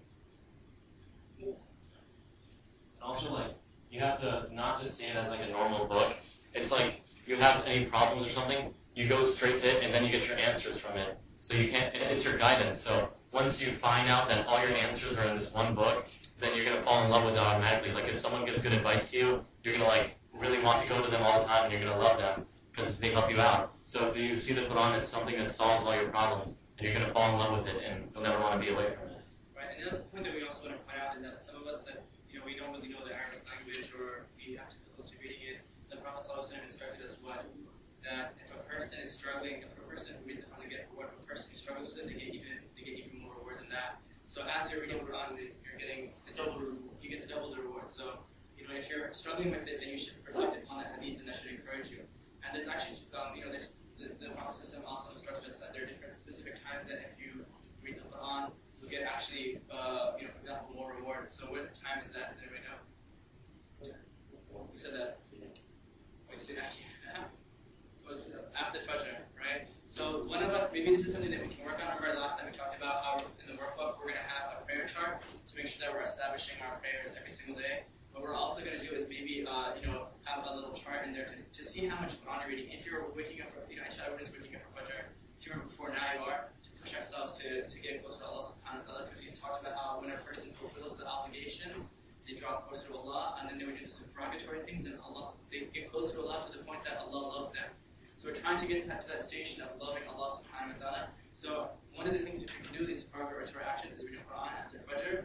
And as we're doing this, we should try at least to read as little. A lot of the ulama, they say that it's advisable to at least read one juz of Quran if you can do it, at that time. So if you can't do that, then try to read half a juz. If you can't do that, do just a little bit, a few ayat, even if that's possible. And you should reflect on the etiquettes of the Quran and the rewards that one is derived from it. Okay, so inshallah what we'll do is we'll move on to the Q&A session. Just making it very clear. Yeah.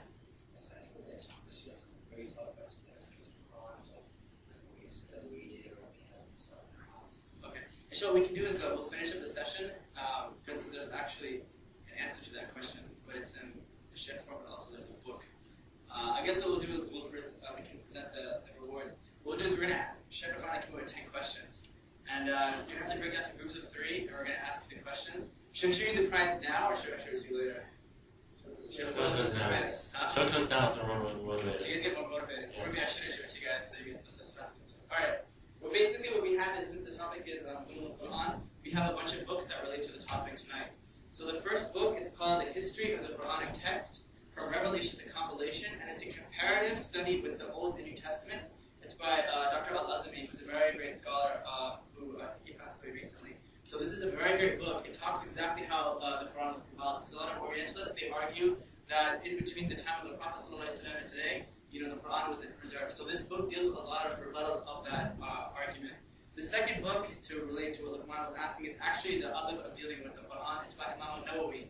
And it's strictly in detail of how to deal with the Quran, how to interact with it, but the people of the Quran. Not just the Quran itself, but the people who have memorized it, the people that teach it, and so on and so forth. So if you're in the group that wins the prize, everyone will get a book. The third book is the Eternal Challenge. So we talked about Ijaz al-Quran, and Shaykh Irfan started off the talk by mentioning how Allah subhanahu wa ta'ala challenges all of mankind and the jinn to basically try to work together to produce something called the Quran. So this is by Shaykh Muhammad Abdullah Draz, and he basically explains in detail all the points that Shaykh Irfan made, but it goes into specific examples from different ayats of the Quran so you can get that. So whoever is the lucky group, each person inshallah will get it. You guys can divide it amongst yourselves how you guys are going to get it. So with that said, we try to make this, try to throw in some easy ones. Everyone's at different levels. So, without further ado, let's see who's paying attention and taking notes. So I'm trying to get you guys to take notes. You guys didn't see this coming. Can we use our notes then? Should they be able to use their notes? Yeah, you can use your notes because some of the questions are not for your notes, and we want to get you in the habit of using your notes. We don't expect you to memorize it,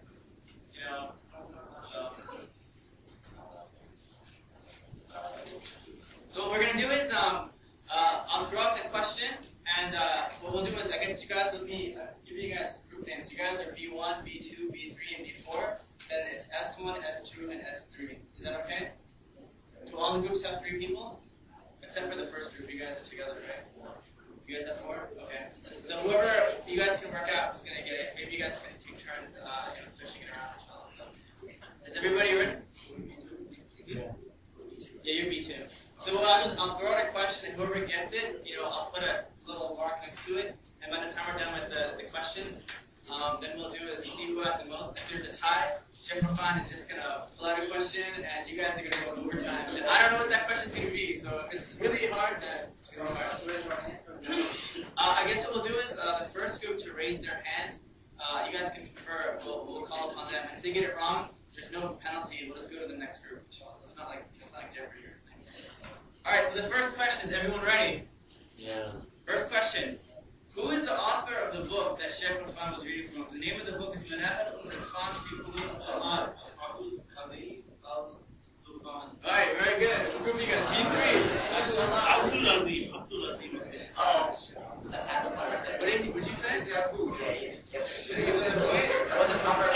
Yeah, Shaykh Irfan said he gave him the point. He was close. Yeah, you see the note takers now. He's like, oh man, I should have taken notes. Okay. Alright. Next question. Everybody ready? What is the longest surah in the Quran?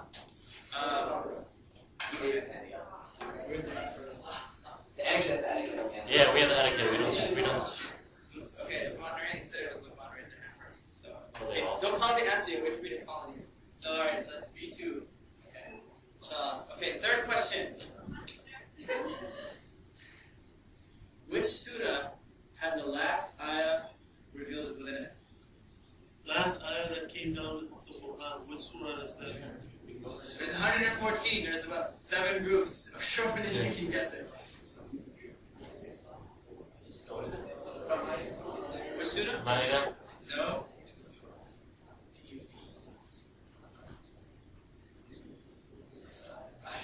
We didn't even ask you which one is the last verse. We said which surah contains the last verse. So do you know the verse?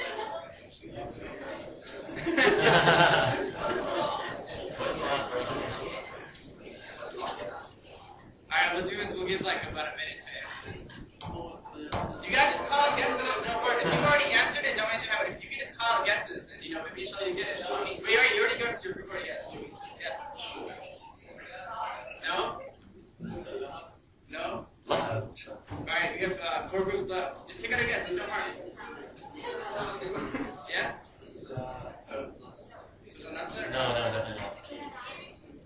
No. It has to be about the day judgment or like the afterlife. Okay. Well, half is your group is left, right? I think that's it. The last Because group. the ayah is just saying. Okay. The answer to that was also Surah Al-Baqarah. So if you had just taken a lucky guess, you would have gotten it. Okay, next question. Which ayah is the longest ayah in the Quran? Okay. The name of the First, then ayah? you guys just say it. Not the longest surah, we already asked that. The longest. I thought it was not the longest. No, it's in Surah Al-Baqarah. Is it Surah Al-Baqarah? Now which surah, which ayah? Is it called that? He said the exact ayah or what the ayah is about? What the ayah is about the content. What the ayah is about? We said it. What? It's about interest usury. Yes. So what they Yeah, that's it. It's about loans and interest. Okay. That's Which surah is that in? Just to make sure that he's saying the one. I think it's about. I think it's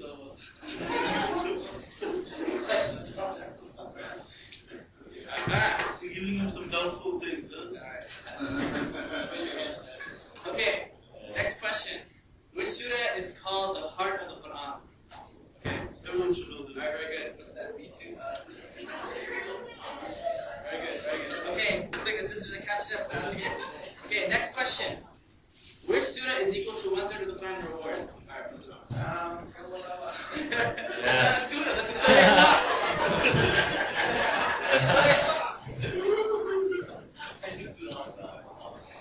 Okay. Alright. Okay, so far, Hafiz's group is winning, man. I got 4 questions left. Okay. In which surah is the basmala not recited?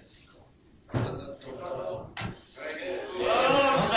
Come back. B1. Sisters are coming up together. Okay. What was the first language that the Quran was translated in? Come on. Yeah, very good. B2. Oh, we got a 3-way tie. Didn't see that coming. Okay, next question. Shaykh Irfan was talking about Surah Al-Rum, and as an aspect of one of the proofs that the Quran is mu'jiza, and he mentioned in that surah that it had information which wasn't known at the time. It was a prophecy. And in the surah, Allah Azza wa Jalla describes how the I didn't ask the question. We spent the whole surah. I'm just kidding. Okay, so the question is basically, so in that surah, the Romans, Allah subhanahu wa ta'ala predicts that he states that the Romans have been defeated, but they're going to come back and defeat the Persians, and then they're victorious. The Muslims will have a victory. What was that victory? The Quran battle, but alright, very good. I should have explained it better. Alright, last question. Oh, yeah, that's right.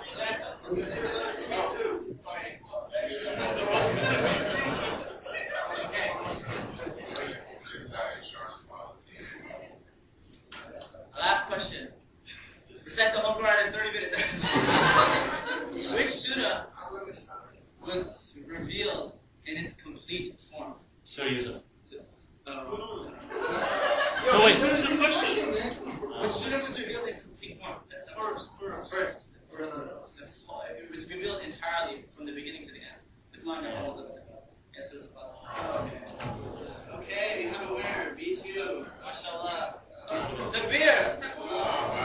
Okay, so inshallah you guys can come up and get your prizes, inshallah. I don't know how you can divide this, 4 of you. Please don't rip the book in half and give it to the other person. So you guys can decide. Luqman can. I don't think Uloom should get it because he has too many books already. You have to give that to Samira. You can't keep it yourself. Or just, Luqman was asking about that. So you got it. yeah, you got the book you wanted. About the etiquette. And even if Rajab's book is there, mashallah.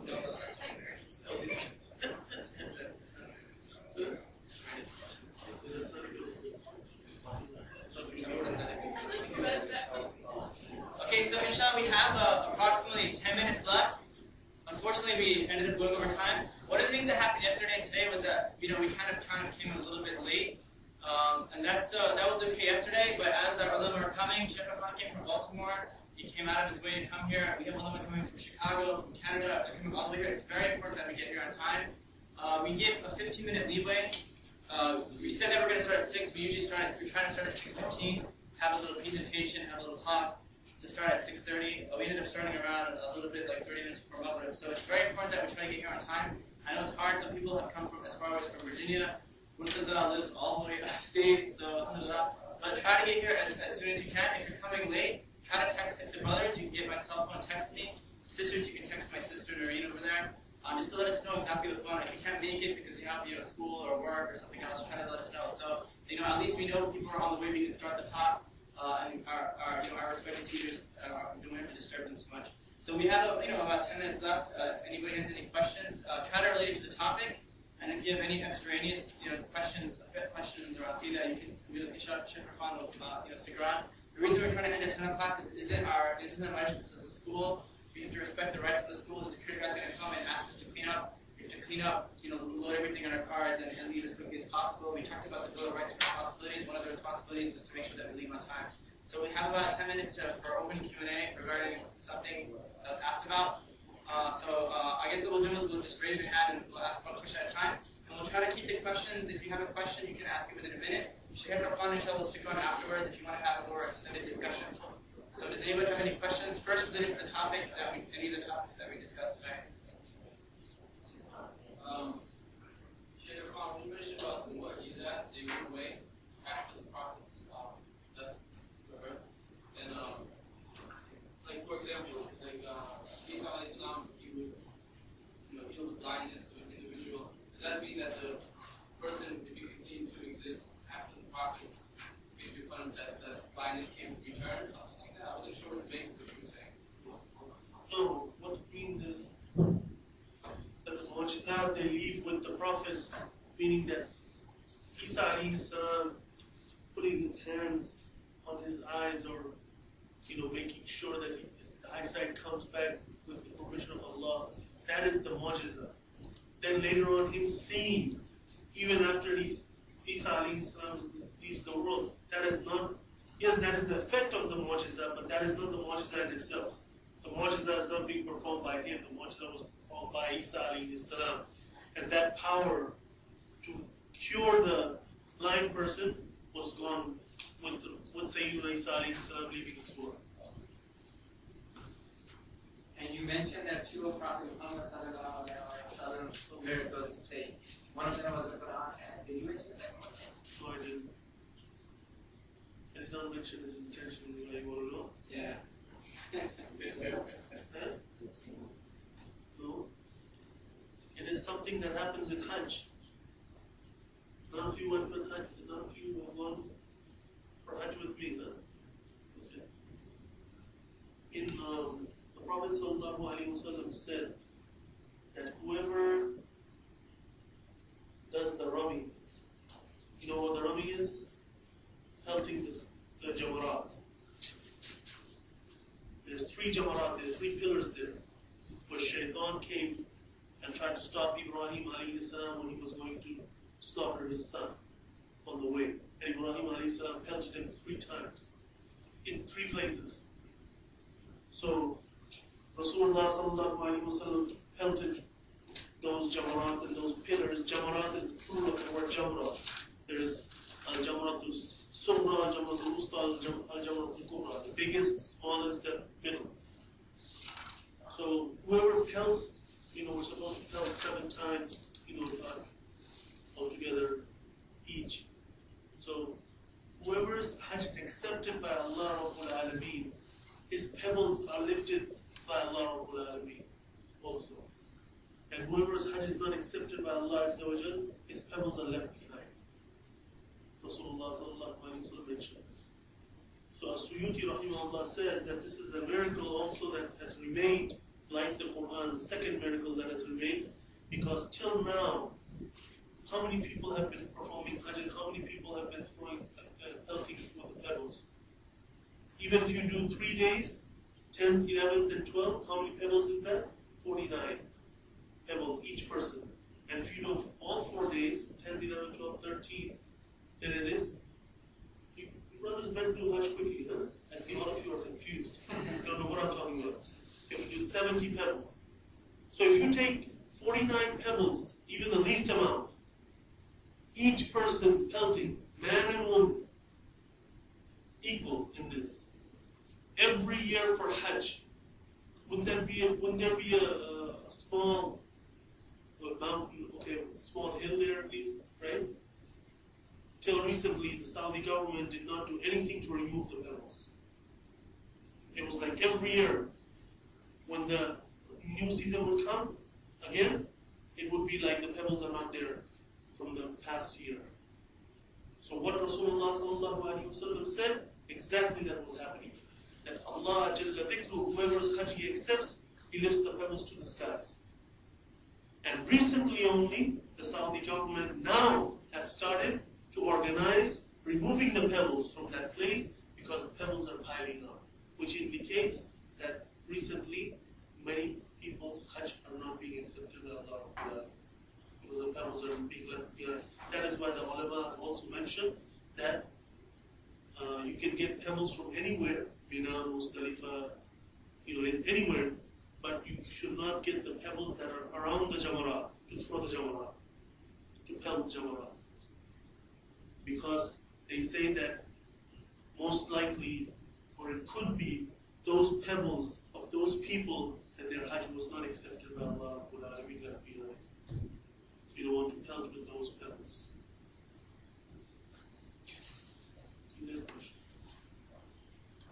So, is the fact that Zamzam never runs out, is that considered to be like a miracle too?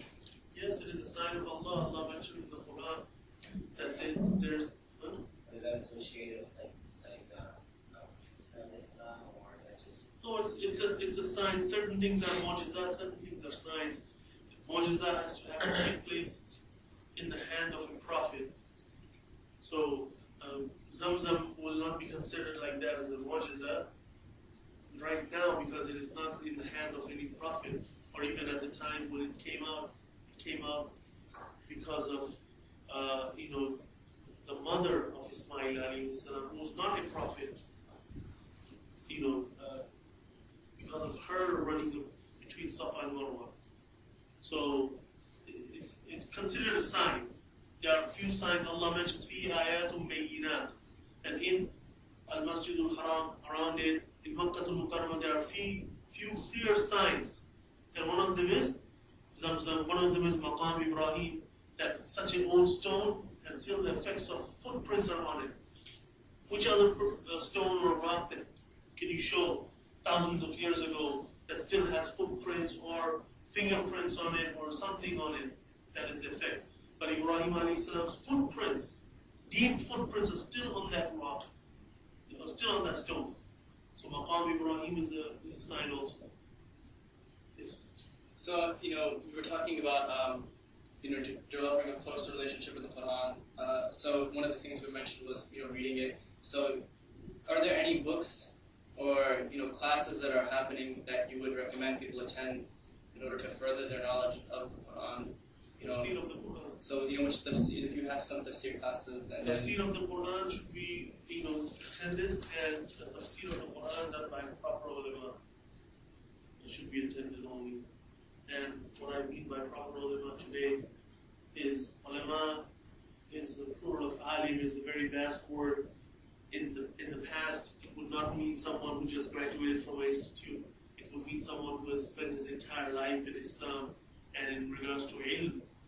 But today, you can go with the basic definition of alim, and that would be at least someone who has graduated from a proper Islamic institute. Proper Islamic institute, he has graduated from that institute with a diploma, and he has graduated by doing a course on Islam. Like Alimiyah, Masters in Islam, for example, or PhD in Islam. PhD would come after Masters. PhD would be certain specific subject like Hadith or Tafsir, but at least Masters in Islam. So he'll be considered Alim. We can go to his Tafsir. We should not go to any other person's Tafsir that is not Alim. And we should read the Tafasir and commentaries of only ulama. Scholars. So if someone's not a scholar, like there's some tafsir that he shouldn't. It's not permissible for him to do tafsir, and it's not permissible for people to go to his tafsir. It's straightforward, just like that. It's not what I'm saying. Ulama have said this. It's not permissible for a ghayr alim to do tafsir of the Quran, and it's not permissible for people to go and listen to that tafsir. As a matter of fact, the ulama have given fatwa that a person who's not an alim should not even give a talk. Some of the ulama have given fatwa on this. That a person who's not an alim, he should not even give a simple regular talk on Islam. If he needs to, and if there is no ulama present, then he should give talks with restrictions. Should not go into Quran, should not go into Hadith, should not go into explanation of Quran and Hadith. Just very basic Islam and certain things. You should just explain that. That's it.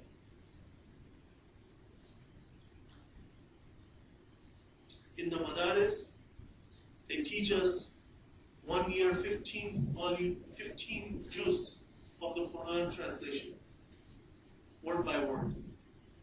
Then the next year, 15 juz of the translation. So 2 years in a row, just tarjamatul Quran, just translation of the Quran, 15 juz, word by word. Under a supervision of the ustad, you're learning from ustad, the teacher. Then after that, then they put you in the third year, that's 2 years after the translation, they put you in the third year into tafsir of the Quran, under a ustaz also, from a teacher. And you learn al-Jalalain, very reliable tafsir, from start to finish. And you have to give test, exam on that, everything like that. Then after that, you get a diploma. And then you can, at least you're qualified enough to go and do tafsir in some masjid or some madrasa, and you can either teach the students tafsir of the Quran, or you can teach adults tafsir of the Quran once a week or twice a week, whatever the setup is. This is after this type of effort. And this is only in regards to tafsir. Then he does hadith also. He does, fiqh also. All of those other subjects I left aside. I'm just talking about translation of the Quran and tafsir. And people today, they don't know Arabic language. And these ulama, they have to know Arabic language fully. And when they do al-Jalalain, they do al-Jalalain in the Arabic text.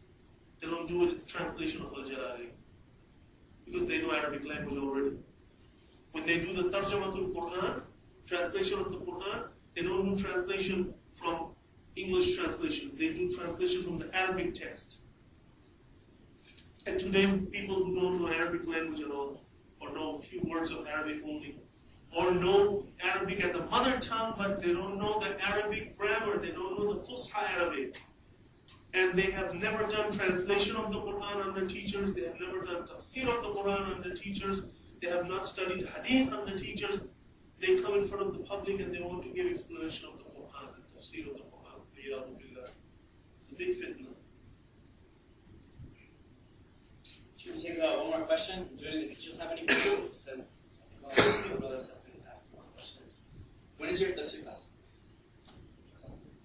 You have two, right? The Jalalain is going to start. And, I have two. I have one in the Darul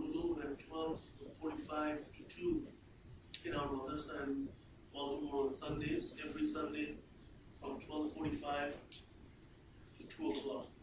And there's 2 o'clock, the prayers ends also, and there's a question and answer session at the end, 15-20 minutes.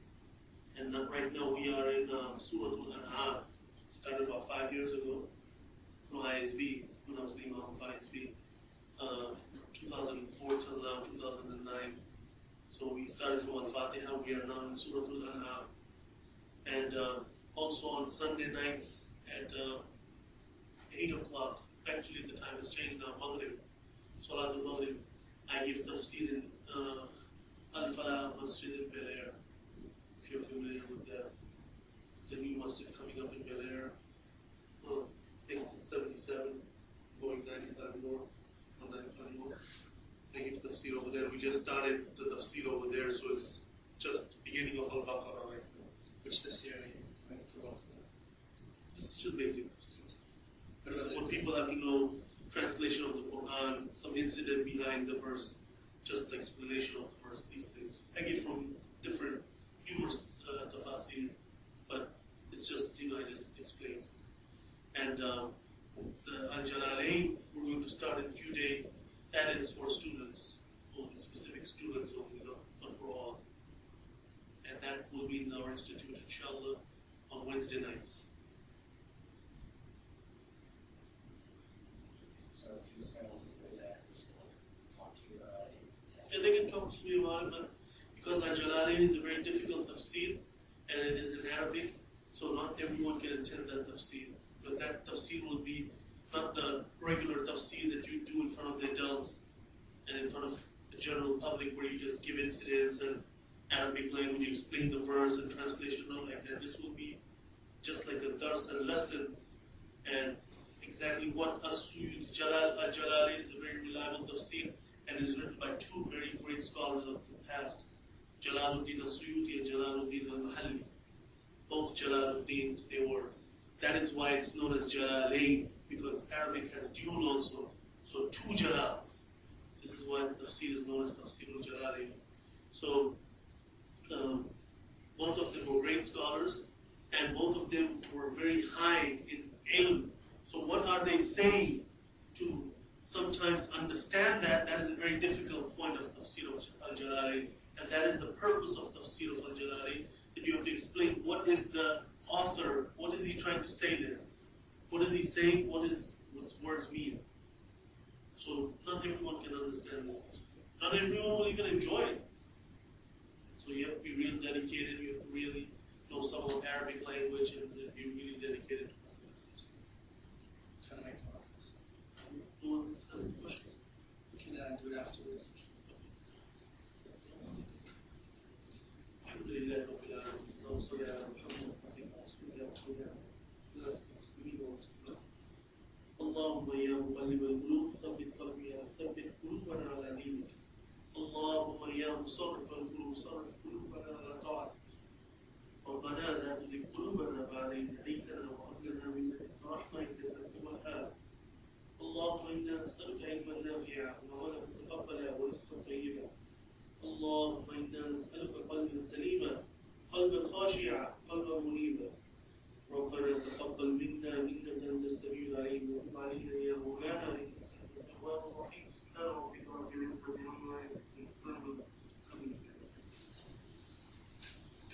So inshallah, just a reminder, as quickly as possible to make sure that you guys don't loiter. If anybody wants to hang out afterwards, we'll probably go to my place. It's only a few minutes from here. You can join us and have some tea. The other thing is the next session, remember, next weekend there's no session because of missed. The next session will be April 4th. The speakers will be Shaykh Qureshi and Shaykh Faraz Rabbani, Shaykh Qureshi is from Chicago, Shaykh Faraz Rabbani is coming in from Toronto. And they're going to be talking about the outward and inward aspects of jurisprudence. So it's sort of like the intellectual aspects of fiqh, but also that. Also, on your way out, please make sure you leave your badge with us so that for registration purposes, you guys don't lose it. We'll hold on to them for you, inshallah. And you can also talk to Luqman if you want to find out about the Darul Uloom Maryland fundraising dinner. He's the guy with the red room.